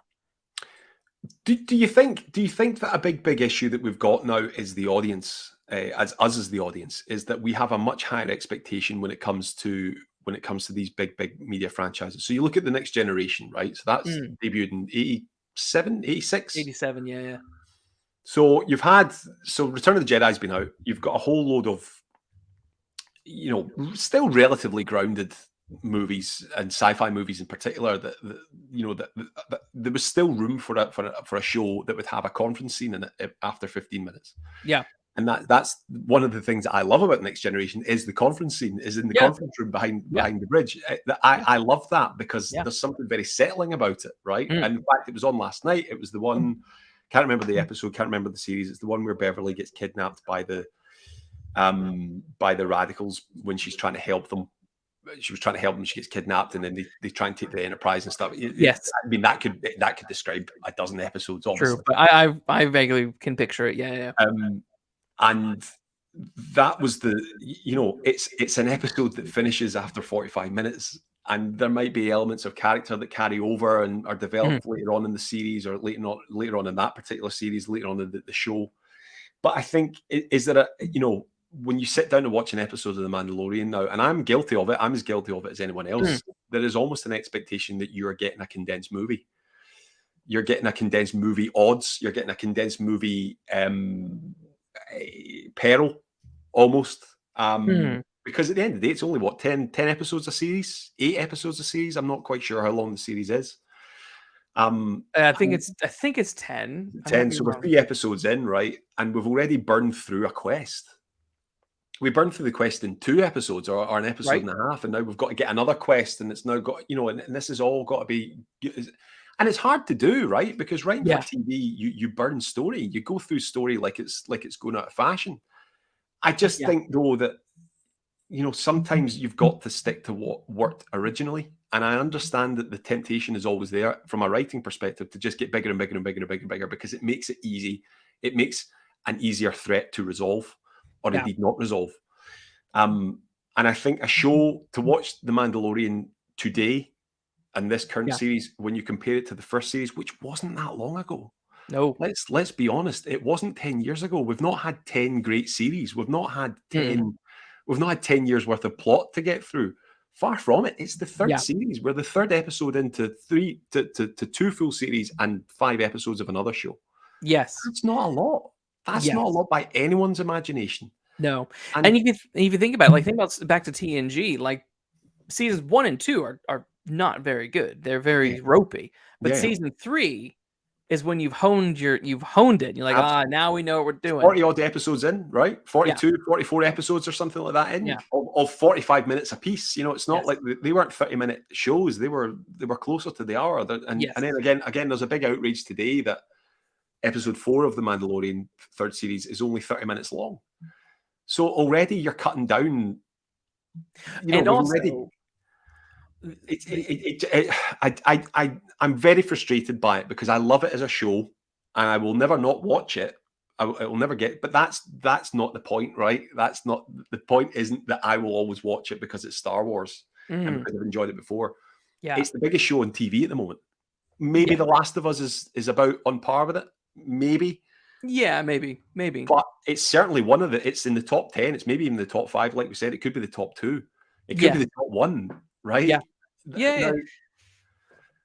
Now, I would love to know what its actual figures are. I mean, it's going to be it is a massive hit. It's of course. And the thing is, the other thing that's weird is again, if you think about it, like TNG, because this is a good example, or even something like Smallville. I got to bring up Smallville every episode. Same shtick, 42, 45-minute episodes, 20 episodes a season. Yep. Busting them out quickly. This show has these streaming shows like Mandalorian have the benefit of the writers having time to sit down and craft a season arc or a solid episode. And when you've waited a year and a half, between you used to have it used to be like you had like 6 weeks off before you went back to starting the next season. Absolutely. Yeah. It's a really, really interesting point. And it's less screen time. There are less episodes and you've got a bigger budget. Yeah. So what's the problem here, right? Why are we burning through quests in an episode and a half? And do you think it has to do with? I think at some point you then have to look at behind the camera, and you have to look at who's in charge. Yeah. You have to look at is this you think about something like Blade Runner, in which the producers are a-holes and they're constantly wanting things tweaked and done their way. And is there an element that there are creatives who want to do something but can't do it because of, Disney mandates, or is it just bad writers? Possibly. I think we've talked about it already. Disney and Star Wars have come to loggerheads with producers and with directors. So Solo, the Solo binned the two. I can't remember their name, but they were the guys behind the Lego Movie. They got binned halfway through production, and Ron Howard was brought in to finish the job or restart the job. And I mean, I liked Solo. I thought it looked great. I thought it had great moments in it. It looked great. It was like watching a film through dirty water. but I liked that. I liked dirty water. It's Han Solo, and Han Solo, anything Han Solo, I will consume until I can draw no more breath. I did. I liked the visuals of it. I thought, but again, to answer your question, I think you're right. The question that we would then ask on the back of that is, would this be happening to a show like The Mandalorian if it wasn't Star Wars? If this was an independently produced sci-fi show for Netflix or Paramount Plus or Sky or the BBC or what have you, would we be going through it? Because you then look at other shows like Happy Valley, for example, which isn't sci-fi, obviously. Now that ran for 3 series across 10 years? Yeah. And the people that were involved in the making of that show were still very much in charge right up until the end. Yeah. And they called it. And again, it's a little bit like comparing apples and oranges, because on one hand you've got a BBC deeply rooted in reality cop show, and the other one you've got one of the most protected brands and one of the most expensive brands and one of the most followed brands in the world and maybe of all time in Star Wars, and it means that there's a protection. I mean, I remember I think it was Daniel Craig. I think Daniel Craig gave an interview after No Time to Die, and he talked about the whole process of it being Bond. Or was it Daniel Craig? It might have been Billie Eilish, actually, because she did the theme song for it. Yeah, and she said that, in fact, I think it was the Bond 60 music documentary, which is very, very good. I think it's still on Amazon. Yeah. And it's about the it's archive footage with John John Glenn. I can't remember who it was. Anyway, really good. But what they were saying was, you have to be so careful. It's not like anything else that you've ever worked on, because the brand itself is so protected, and it goes through so many hands, and it goes through so many committees and so much committee thinking and all the rest of it. Yeah. Because you have this weight of expectation on what you produce, and it's under a closer microscope. I mean, put it this way, look, you and I aren't on here talking tonight about Happy Valley. We're not talking about Airwolf. We're not talking about the A-Team. We're not talking about any. We're talking about Star Wars, right? And that in itself is an embodiment of the greater scrutiny that these things have. But again, when you've proven that you can do it well, not only do it, but do it well, as this show and this production team and this cast and all the rest of it have done, not that long ago. Nope. Not that long ago. Not a decade ago. Not even 5 years ago. Then it makes it all the more frustrating for viewers, I think, when you see it so drastically different and so drastically unenjoyable, quite frankly, at times. And I get that it's a hard gig. Of course, I get that. One of my big things about the Rise of Skywalker was that you had to tie up a story that was 50 years in the making. How do you do that? That's an impossible task for any writer, for any production team. It's impossible. Well, the key with that is you don't tie it up. You don't try and cram it. Yeah, exactly. You see how it's going to progress. Precisely that. You give enough satisfaction, but also you don't overstretch yourself. And I don't think that's what happened with the Rise of Skywalker. Again, terrible title.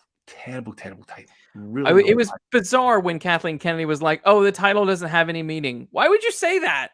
Why would you title something? Yeah, why would you say it? But why would you even entertain something like that as a concept for the conclusion of a 50-year story arc, right? That has touched so many lives and has completely changed movie making and how we enjoy entertainment and what entertainment is. Yes. We have a comment in the chat. I guess we can try and sum this up, but Coach K74 says, "Got here late. Are you saying this season is dull?"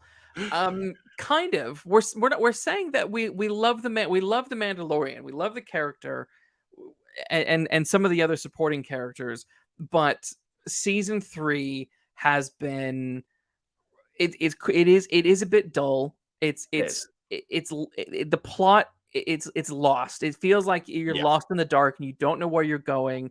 And like you said earlier, Jonathan, the setting up of the bathing in the mines of Moria was Mandalore. I know I did that on purpose that time. Oh, sorry. Bathing in the mines of Mandalore or whatever it is, under the Civic Center where you play cricket on Tuesdays. Is you thought that was the season arc? That was all about him redeeming himself this season, and it's done within an episode. And you're like, well, where are we going next? You've introduced space pirates that look like swamp monsters. You've introduced big giant monsters who live underwater that are suddenly gone. You've now, reintroduced this science guy and this girl who's betrayed him all of a sudden. But where's this going? It's just things happening. And I have a big problem with streaming writing over the last few years, because a lot of streaming shows do that. They just have things happening, and I feel like there is the art of storytelling is being lost within the film and television industry. I don't know.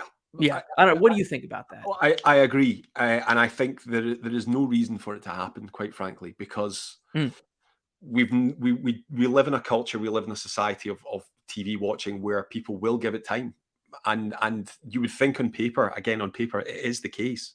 There should be a greater dedication to long form storytelling, more so than you can ever get in a 90-minute movie or a 2-hour movie or what have you.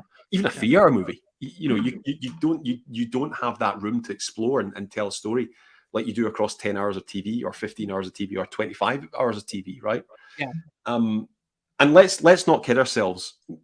The Mandalorian is 10 episodes long as a series. It's a 10-hour story. It's not 10 1-hour episodes or 40 or 24 episodes like Next Generation was, for example, with the odd exception, obviously a couple of 2-parters, 3-parters in there. And I think is one of the things that frustrates me when you get a situation as we find ourselves in with the Mandalorian, is that you've got the time.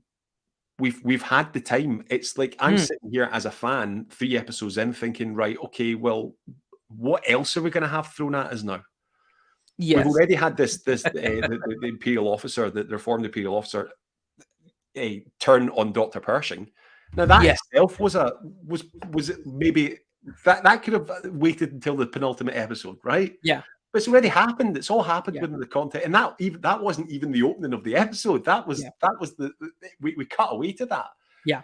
And you're right. It's just things after things after things after things, and there's no real reason for it. And I think No.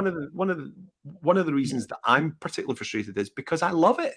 Mm. I love it. I love it as a fan of Star Wars, but also I'm a writer, and I see these things happen, and Yeah. there's no, you have the luxury of having 10 hours to tell a story Yes. with characters that people love. Yeah. Why are you not doing it? What's the problem here? What we meant is, it makes me think, what am I missing? Right. In the chat, Coach K74 says, "Wow, have you seen Rebels, Clone Wars, etc.? This is far from dull if you understand all those Mandalorian myth and lore. I feel like the story is advancing Star Wars as a whole." I mean, look, here's the thing. It's a good point. I agree, but the problem is that it's not about not understanding Rebels or Clone Wars or the myth. I understand the myths. I can see the myth, and it's all interesting ideas. Yeah. But from a writing standpoint, from a storytelling standpoint of what needs to happen and how it needs to be executed, the execution is rushed and not. It's just not exciting, unfortunately. It's sort of it's like the first episode where he spends that whole episode bitching about wanting IG-11 to then at the go completely off that idea and take R5D4. Yeah. Well, what was the whole point of the first episode then? We already knew you needed to go to the Mandalorian bathe, but you've wasted this whole 45 minutes or so trying to put this robot together. For what purpose? There are other robots you could have just went and got if you needed one. Absolutely that. We spent the first episode walking down corridors or walking down streets, and again, you've got 10 hours to play with, right? That's fine. That's okay, but you don't need to fill it with these panning shots of him walking up to Bo-Katan in the palace. I think it's a good point that Coach makes, though. I think it's a very good point that, and I do hold my hands up, as I did earlier on. I hold my hands up and say that I've not watched the Clone Wars and Rebels and Resistance and all the rest of it, and all the other shows. The Bad Batch is another one I think is still going, or it's maybe just finished. It's another, it's another series, and I understand that, and I really, really do. And I do still stand by what I say, that I think it's really good that Star Wars is adding this perceived legitimacy by bringing characters from other mediums into the live action. Because unfortunately, we are still there as a media consuming society. That's what it takes to give these characters legitimacy. I think one of the problems is exactly as you say. Look, we've spent all this time going down backing ourselves into a corner to just go somewhere else in another corner. Yeah. And yes, I acknowledge that the Clone Wars has already told us all of this in the sense that it's shown us it. I understand that. But not everybody's watched the Clone Wars. And I would much rather watch a flashback scene of a live action retelling of something like that, or indeed, better yet, something new that's not being told in the Clone Wars from that same era, than Jin Djarin walking down another corridor, or shaking hands with Grief Karga. We've already had all that. We've seen all of that. We've seen all of this carry on, right? It's been done. Give us something new. Show us, don't tell us. I mean, that's a basic principle of TV writing. Fundamental storytelling. That's it. And again, we don't have to see a live action of something that's already in the Clone Wars. That's fine. But give us a flavor of it. Give us something new. Surely fans of the Clone Wars would love to see something like that. Yeah. I'd love to see it, and I'm not a fan. Right. I agree. I mean, Coach adds that the Mandalorian doesn't trust droids because of his past, which we've talked about. IG-11 is the only one that he I guess he trusted, and R5 he accepted because being redeemed was more important than worrying about other droids. Yeah. I mean, if that is the case, that he was fine to take R5 because it was so important to him, that wasn't. They didn't clarify that in the episode at all. Absolutely. And this is the problem: is I with some of these shows, there's so much of the fans and the viewers having to write the story And essentially this is what you're asking us to do, coach, is you're asking us, well, if you know this, then da da da da da da da da. Yeah. But there wasn't a moment in there where the Mandalorian was like, you know what, I really Fine, I'll need to take do it. this. I will take any droid I can. If it was any droid he Yeah, could, he that would have been halfway through episode 1 where when IG-11 isn't working and yeah, he's like, well, this isn't working and I need it and I need to get there now because I need to be redeemed. I'll yeah, just take any droid I can get. yeah, And then that's your thrust of the episode. But yeah, he's just like, oh, I want my droid. And the lady's like, we'll take this one instead. He's like, but I don't want that one. yeah. And he's like, We'll okay, I take it guess I'll anyway. take that one. Yeah. Again, I might be corrected, but I don't even remember there being a line of dialogue saying, "Right, fine, I'll take that one." It was just she re-engineered the Yeah. N1 so that the droid could sit in the droid holder. And I think you're right. I think I like. I mean, I like that fans. I do it myself. Of course I do. Of course I do it myself. I want that to be the case. I really want that to be the case. I want that to be explained. I say I want it to be explained to me. I don't want anything to be sat. It's the old show don't tell, right? Yeah. But we didn't ask any of these questions in the first series, right? It's not like this has always been a perennial problem with the writing of this show. This kind of stuff wasn't happening in the first series. I certainly can't remember it. If it was, I'm more than happy to be corrected, of course. Yeah. Yeah. But I don't remember these things. Or indeed, it's not even necessarily the mechanics of it not happening. I was so engrossed in the story, I didn't have to worry about these types of things. I didn't have to worry about nitpicking. Yeah. Because the nitpicking it's nitpicking itself at the moment. It's making it too easy. It's too inconsistent. And again, I wish it wasn't. I really, really wish it wasn't. Yes. Now, all of this said, I'm still going to watch the next episode. Oh, I'm still going to watch course. it all the way to the end.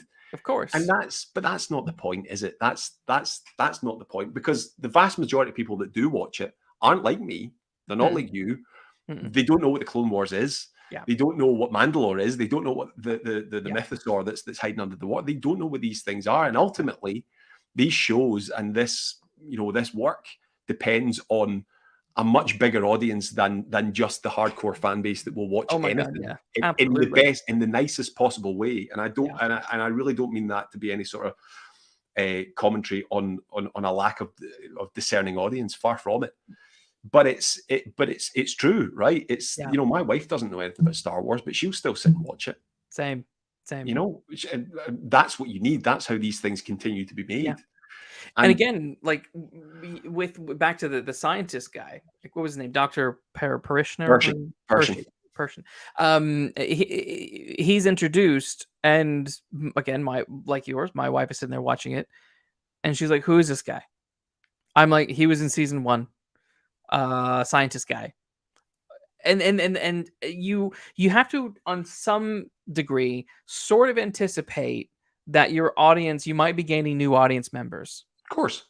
And even in books, even if you're writing a book series, I mean, crime, think about Sherlock Holmes books, stories, like there is a lot of sort of hints and nods and winks to sort of catch you up so you understand what's going on. Absolutely that. It's interesting that you say that, actually, because I'm reading handily. I've got the Sign of 4.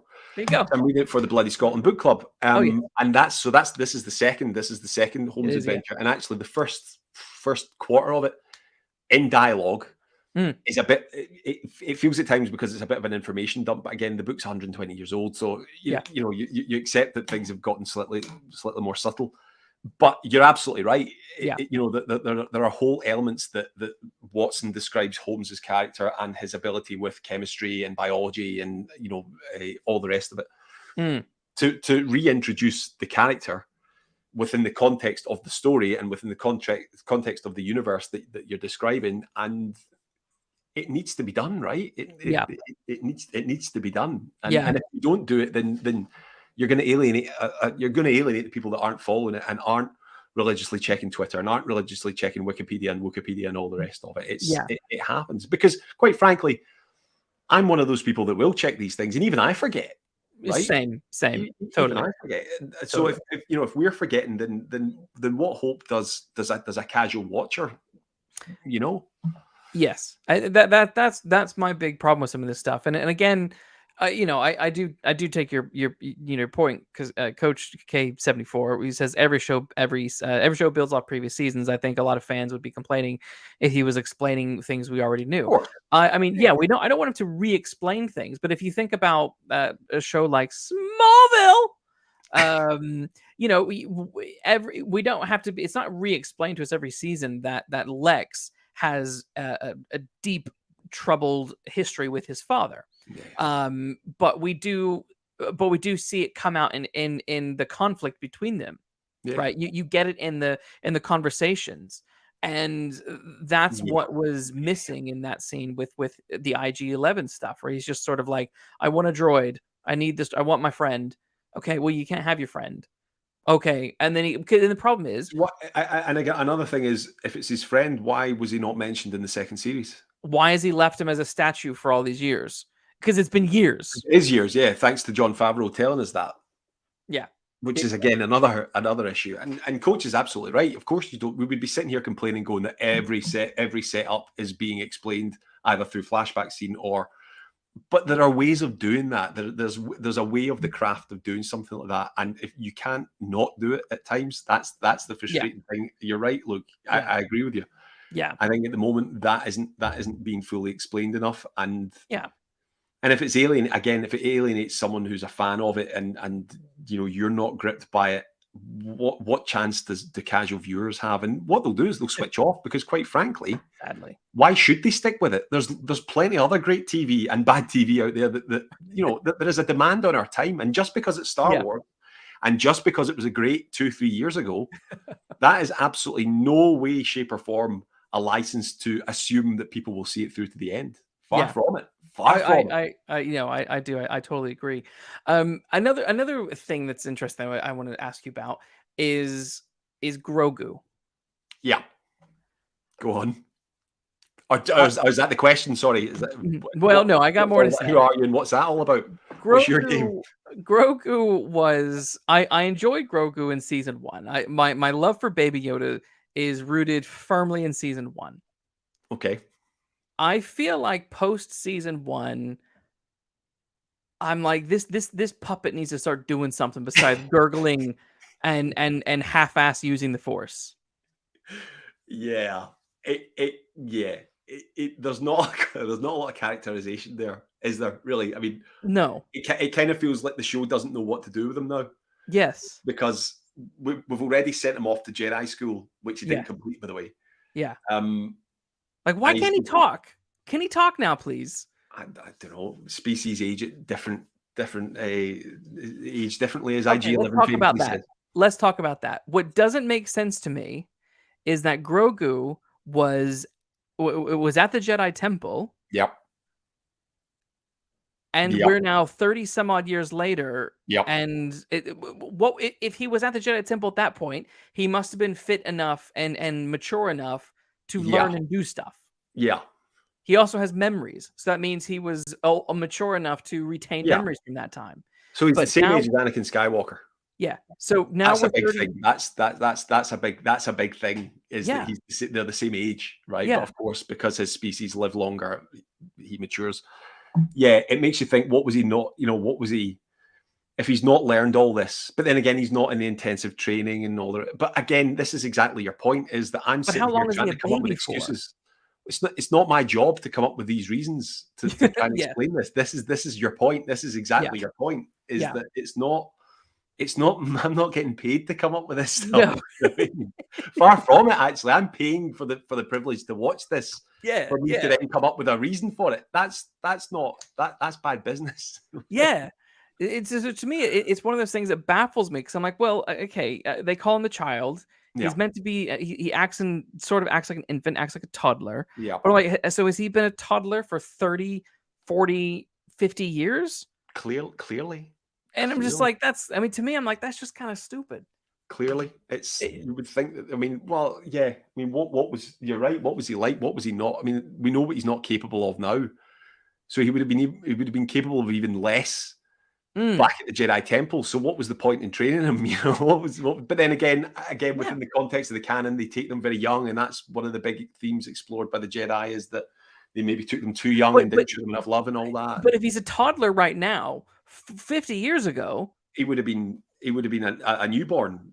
Well, he would have been a newborn, wouldn't he? That's it. So what is it? It's set, what is it set, 5, 6, 10, about 10 years after Return of the Jedi, and Return of the Jedi is 5 years after A New Hope, and then the prequel series is 30 years before that. So yeah, you're talking he's maybe 10, 12 years old. Well, yeah, he must be because he's the same age as Anakin. Yeah, and Anakin's 10 in episode 1. Yeah. So yeah, so he's 10 years old, say. But if he's 10 years old, why is he acting like a 2-year-old? I don't know. That's why I'm like, that doesn't make any sense. And I mean, Coach raises a point. He says, I'm assuming he has PTSD, and I also assume he has potential special abilities that other younglings wouldn't have. Very true. Yeah, I mean, Inquisitor Reva, she was the same, wasn't she? She was one of the younglings, and she didn't turn out great. But again, the point is, it's not up to us to make this up. It's not up to us to fill these holes. That's the whole. That's what really frustrates me with big franchises like Star Wars, Star Trek, James Bond, all the rest of it, because they have been going for so long and they have such a loyal fan base. Yeah, these things just get passed. These things just get passed over.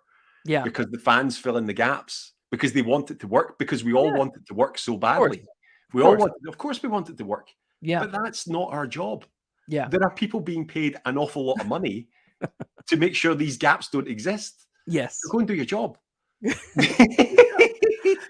It is an odd one to me. It really is, and I don't mind the idea that he matures at a slower rate. Yeah. I guess the problem is that, you know, and Wookiees age differently as well. It's like, that's all fine. I get that.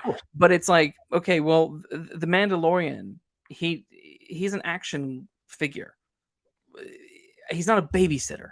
No. And at this point now, he's just kind of constantly babysitting it. And like, what? He's gonna be dead before this thing is like a teenager. Yeah, absolutely. Yeah. Because that's the thing. Like, I don't know what age Pedro Pascal is, but there's never. I suppose we could work it out, can't we? Because if he's a foundling, when the droids are kicking about, it means that he's probably 40, something like that. He's 10 years old when his family are killed, something like that. So he's probably about 40. He's probably about ages with Grogu, maybe a little bit younger. So you're right. Yeah. It's like he's only got whatever. Yeah. But that's the great mystery, isn't it? That's where's it going to go? Where's it going to end? What happens to these two come the time of the sequel trilogy, which is another 15, 20 years away from the third series of The Mandalorian, or about that, I think. Yeah, it would be. Yeah, definitely. So I think because the Force Awakens is 32 or something like that years after Return of the Jedi, and we're only about 10 years in it now. So we've got 20 years worth of this criticism to put on. Right. Coach says human youngling wouldn't have sold merch. Winky face. Exactly, precisely that. And of course, it spawned this whole cultural revolution within popular media to have a cute baby figure. So you had the little Stay Puffs in Ghostbusters Afterlife. You did, yeah. There's a Doctor. I think the Doctor Who 100th is the BBC 100. No, I think it's the 60th anniversary. 60th. Yeah. Has got what many fans believe is Beat the Meep from the comics, which is big eyes, furry with the big ears. Sounds familiar, right? A little bit, maybe a little bit furrier. So it's this massive cultural revolution, and again, that's the power that a show like this and a franchise like this has. Yeah. So do a good job with it. Yeah, but be consistent doing a good job with it, right? And don't have fans filling in the gaps. That's bang out of order. That is. I know, I agree. And the on the filling in the gaps bit, the one of the other burning questions that I had, because as I said at the beginning of the show, you are more versed in Star Wars than I am. I watched the original film. Very kind of you, Luke. I mean, you read the books, you read the comics. I never touched them. I had the action figures, and I watched the original trilogy, and that's about the extent of my Star Wars as a kid. Obviously, I've seen all the other stuff. I've seen all the other movies. I haven't even watched all the other shows. But the politics were also very confusing to me. Yeah. In particularly episode 3. Yeah. Yeah. Um, Yeah. the first season of Mandalorian, I thought did a decent job to sort of show that, oh, these are out of work stormtroopers. This is sort of the crippled, Yeah. empire. Da da da da da. And you're left thinking, okay, good. Well, yeah, it makes sense. The empire was destroyed. The good guys, the rebels, would Yeah. have taken over and started fixing things and getting things back into a new order, I suppose. Which again is why it was so baffling in the Force Awakens, when we're just right back to where we started, which Yeah. didn't make a lick of sense. Yeah. Yeah. But yeah, watching this episode, particularly that bit when the doctor finishes his big speech, Yeah. and there's that old man character who says something along the lines of, "Oh, the New Republic. Oh, I don't know what I am. I'm just," Yeah. You and blink and it changes so quickly. Yeah. yeah, I'm like, well, what is who is in charge? Like after Return of the Jedi, then like Yeah. it just seems like nothing happened. It just seems like everyone just sort of waited around for a new empire to take over, Yeah. and that's essentially what happened. So it's the New Republic is Mm, is in charge now, and they have like the X-wings and stuff like that. Essentially, that's yeah. moved out of the political movement of the Rebel Alliance. Mm, Leia is presumably at the if she's not in charge of it, she's at the top table. right. Yeah. And you've got they're essentially taking over the governance of the galaxy where the Yeah. Empire ruled Yeah. as a new. That brilliant line though from the Who's Won't Get Fooled Again. It's here's the new boss, same as the old boss, right? Yeah. That's it. And again, it's explored pretty extensively in the old expanded universe books and comics and stuff like that. And I haven't read any of the new expanded universe that Mm, is now canon. yeah. I don't mind it. I don't particularly mind them touching on it because I think it shows a maturity of the show and as a Mm, franchise, because let's be honest, the original trilogy is goodies versus baddies, right? And yeah. then they moved into politics with the prequel trilogy, and it was very, very confusing. It was maybe too political, the Little bit. Trade Federation, and I don't want to listen to that rubbish when I'm 13 years old, 12 years old. I didn't Yeah. understand it. Barely understand it now, and that's 20 odd years later, 25 years later. Mm, But I think that my understanding of it is that this is the New Republic, and the First Order, which is the Empire Reborn, mm, at the moment is formed out of the remnants of the old Empire. By mhm. the time that we reach the sequel trilogy, and then by the time we get to the Rise of Skywalker, it's just the old Empire again because the Emperor survived. So, Right. again, that feels like a very confusing explanation. I've kind of confused myself. I no doubt there is a nuance to it, but let's be Yeah. honest here. We're talking about Star Wars. This stuff should just be laid on a plate. I did think that line. I mean, that line stuck out for me as well. Watching the third episode today, where I kind of got it. I kind of got that what the guy was saying is that political movements come and go, and then there's another line later on where they're talking about scrapping the the Star Destroyers and all the old Imperial stuff, but they're also having to decommission the Rebel fleet as well, which is what the Rebels use because it's now Yeah. in New York.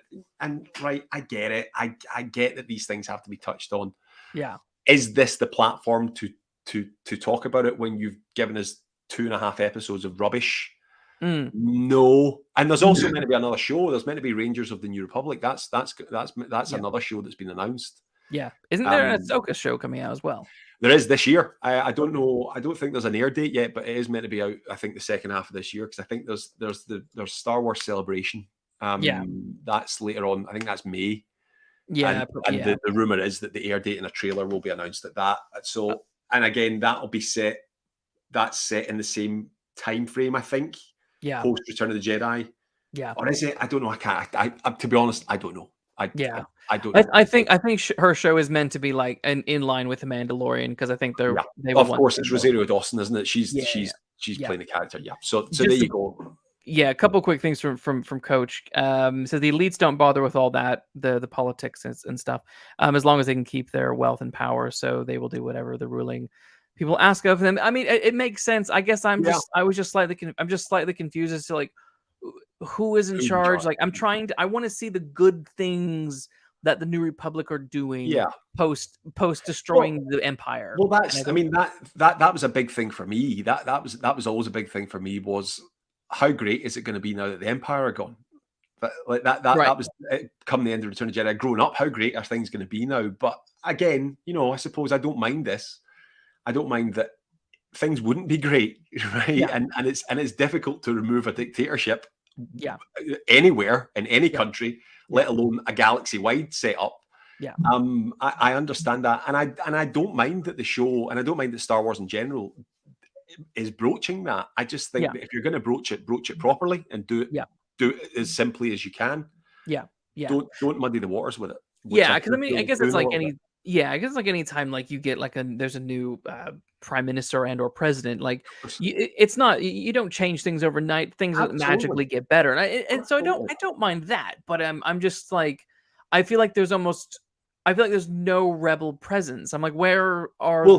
Here's the thing, right? Here's the thing, Luke. So we're talking about Star Wars, right? We're not talking about a real life country. We're not Mm, talking about real life politics. We're talking about Star Wars, and I'm not dismissing it. I'm not yeah, trying to simplify it for simplifying its sake. yeah, yeah, But it's a TV show, and it's a start. It's a lot of it is based for kids and younger yeah. audiences and people that've grown up with it and Yes. know about all of this that come with it. We shouldn't be sitting here mealy mouthed trying to explain what's going on within this context of it. It's a TV show. It's cross ages. We should know what it is, Yeah. and It, that is the duty that falls to the writers, right? you know That that line? Have you ever watched The American Office?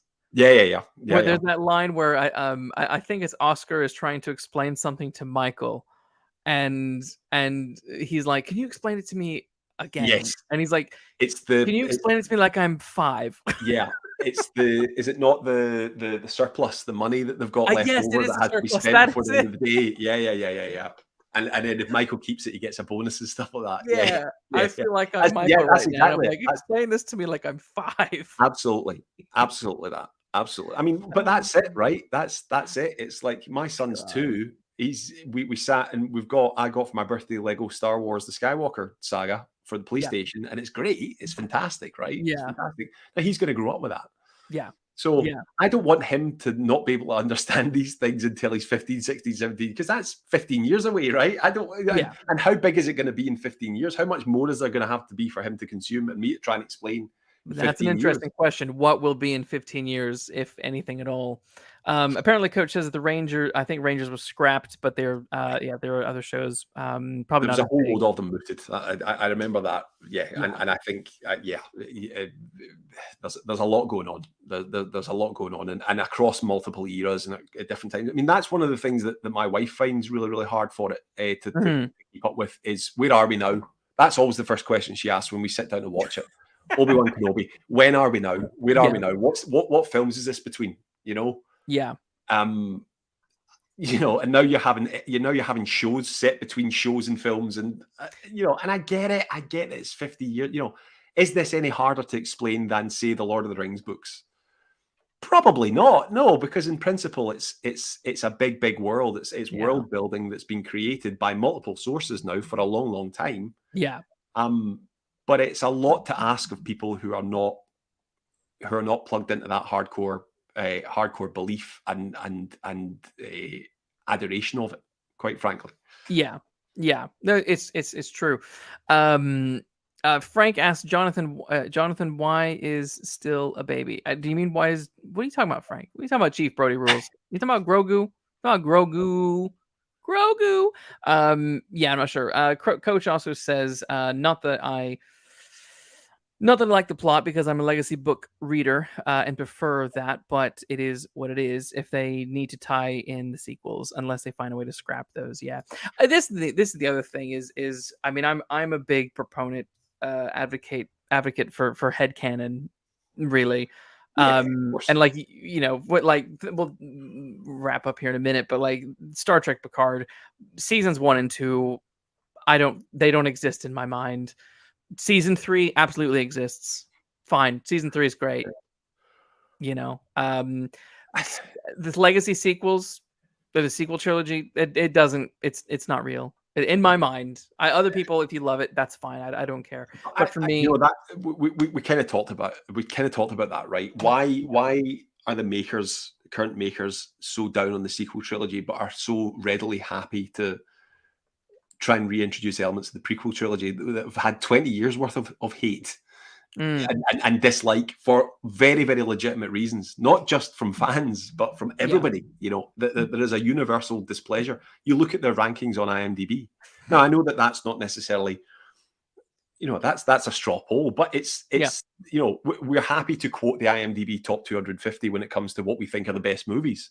So yes, you can use that is a legitimate scale that's accepted across yeah, geekdom, you know, fandom, and all the rest of it. yeah, You know, the numbers speak for themselves compared to the original trilogy. yeah, So why are we creeping into this? This is my biggest gripe with what everything that we've talked about tonight is trying to add that legitimacy to something that is widely accepted as not being good. yes, yeah, When you had something that was already good on yes. its own, you know. I agree. Frank asks, why would the Jedi teach him for 500 years? I don't know. I can't remember off the top of my head, and I can't remember if it's canon or the legends. But they only get taught for a certain amount of time, don't they? Because then they get their ponytail. They get their ponytail chopped off, don't they? They always Yeah, have that ponytail, and that's part of yeah, the ceremony. Is that whoever's the head of the Jedi Council, I think, chops that off once they yeah, face the trials, whatever the trials are, and all the rest of it. They get conferred the title Jedi Knight and all this. You know, um, yeah, it is what it is, right? yeah. It's Apparently, if anything, it proves how passionate we are about it. And like I it's said, true. we'll always watch it. I'm It's never true. not going to Apparently, watch it. Of for course, I'm going to watch Coach, Star Trek doesn't exist in his mind. it. And I says he enjoyed the sequels. I'm probably in the minority, but like I said, I would prefer Han and Leia with 3 kids. Yeah, Yep. yeah, yeah. Yep. Yeah, I agree. I Yeah, I agree. agree as well. Yeah. Like I said, I enjoyed the sequels. I enjoyed the parts that were done well and are recognized as doing well. I mean, I loved it. I loved the sequel stuff in the old expanded universe. I thought that Mm, was really, really great. But again, I approached it at a different point in my life. yeah. And it will always be very, very fondly remembered. I don't hate the sequel trilogy. Far from it. Far from it. Yeah. And ultimately, it comes down to: do you want to see more Star Wars, or do you not want to see more Star Wars? Yeah. If they took away Star Wars tomorrow and there was none ever made again, would I be upset? Of course I would. Absolutely, I Yeah. would. And that's why we've talked the way that we've talked tonight, is because Yeah. we are passionate about it, and, Yeah. there's nothing wrong with that. And it's funny because like my passion for Star Wars is so I'm quite I'm not indifferent to Star Wars, but I'm a casual fan. I'm a casual Yeah, yeah, fan. yeah, I'm by far, nowhere near like the intense, fanboys who love it and know it yeah, deeply. yeah, yeah. I Absolutely. know the basics and I like the basics. It's just that I think my approach to this is I'm coming at it more from just the writing point of Of view. And I'm course, like, um, absolutely. like these 3 episodes were weird, uneven. But that's it, right? That's Yeah, it. It should be treated that way. yeah, It shouldn't be treated any differently because it's Star Wars. Far yeah, from it, actually. yeah, Far from it. It should be treated the same way that you watch The Last of Us or The Living Dead or Game of Thrones or The Sopranos or anything. It should be. yeah, It shouldn't. But because it has that fandom and because it has that hardcore fandom, I think sometimes it gets away with it a little bit more yeah, because you have millions upon millions of people who are willing to fill in the gaps, and yeah. it's not up to them. That's No, not their jobs, as we've no. said. That's not their role. It's not up. They shouldn't have to do that, quite frankly. Yeah. We'll wrap up here and just look at a couple of quick comments. Frank says, I like Star Wars for different reasons, but that's Absolutely. why I had to break up with the series. Well, Chief Brody Rules will talk about he'll have an episode on his channel at some point about Star Wars, which will be fun. And Coach, you say not all the books were great, but I No, do recall after reading a good one that I wish it was more a movie or a TV absolutely. show. As a more Absolutely. visual, yeah. I'm with you on that stuff. I mean, there's definitely things that I've read within, you know, Star Trek or even in comics and things like that. I'm like, oh, this would this make a great film. I Absolutely. wish this was a TV show. This would be great. Um, Absolutely. because yeah, I'm also, despite the fact that I attempt to be a writer, I'm also very visual. It's complicated. It is. Life's complicated, right? That's where would we be without it? Nowhere. Isn't it? Exactly. This was a lot of fun. I had fun chatting about too. these first 3 episodes. Maybe when the season ends, we can reconvene and do a big powwow about how we felt the season went. I would love that. That would be great. If people in the audience would like us to do that, we can do that. But until then, where can people find you, Jonathan? You can get me on Twitter. I'm at JD Whitelaw 13. And Instagram as well. I'm at JD Whitelaw 13 as well. Great stuff. Proper cross media saturation. and give a shout out to your current book and where people can find. Very, very kind of you. So the Bingo Hall Detectives is out now. I just rather conveniently have a copy. There you go. Here, almost as if I had this planned. Bingo Hall Detectives, cozy mystery set in the Lake District that follows Amata, who's a 70-year-old, and her son-in-law, Jason, as they try and catch a killer. Yeah. And the sequel, or the next in the series, The Village Hall Vendetta, is out in May, which I'm very, very excited about. There you go. You can get it all. Where all good books are sold. You get it. Where all good and bad books are sold as well. Yes. And if you want to, obviously, I'm here on the YouTubes. Like and subscribe to the channel, please. I'm here every week doing some sort of show, whether it's a chat with someone like yourself, Jonathan, or whether about Star Wars, or next week I've got Nicholas Meyer, who's the director of Star Trek II: The Wrath of Khan. Fantastic. Coming to chat. Proper legend. I know, right? I'm really, really nervous, but it'll be great. You'll be great. You'll be great. And I'm also on Twitter under the handle Luke Writes Crime. And Coach says, ultimately, we're talking about this universe as all others. But thanks. Nice to meet you guys. Good to meet you too, Coach. You too. Hope to see you again at one of our next shows. But cool. We will reconvene with more Mandalorian at the end of the season, I think. And we'll. Yes. Sorry, Chief Brody Rules just reminded me. Next Friday night on I Want My TV Now's YouTube channel, I will be discussing Frank and I will be discussing 2003's Ang Lee's Hulk. Wow. I saw that in the cinema. Yes, that will be fun. Yep. We're going to Hulk out on that one. I got a lot of opinions. There's a lot. Yeah, I'm not gonna say anything here. I got good. So go follow I Want My TV Now on YouTube, and that'll be next Friday, which is the 26th. It's next Friday. Look at your calendar. That's all I can say right now because I don't have it with me. But yeah, all right, guys. Have a good night, and we will see you later.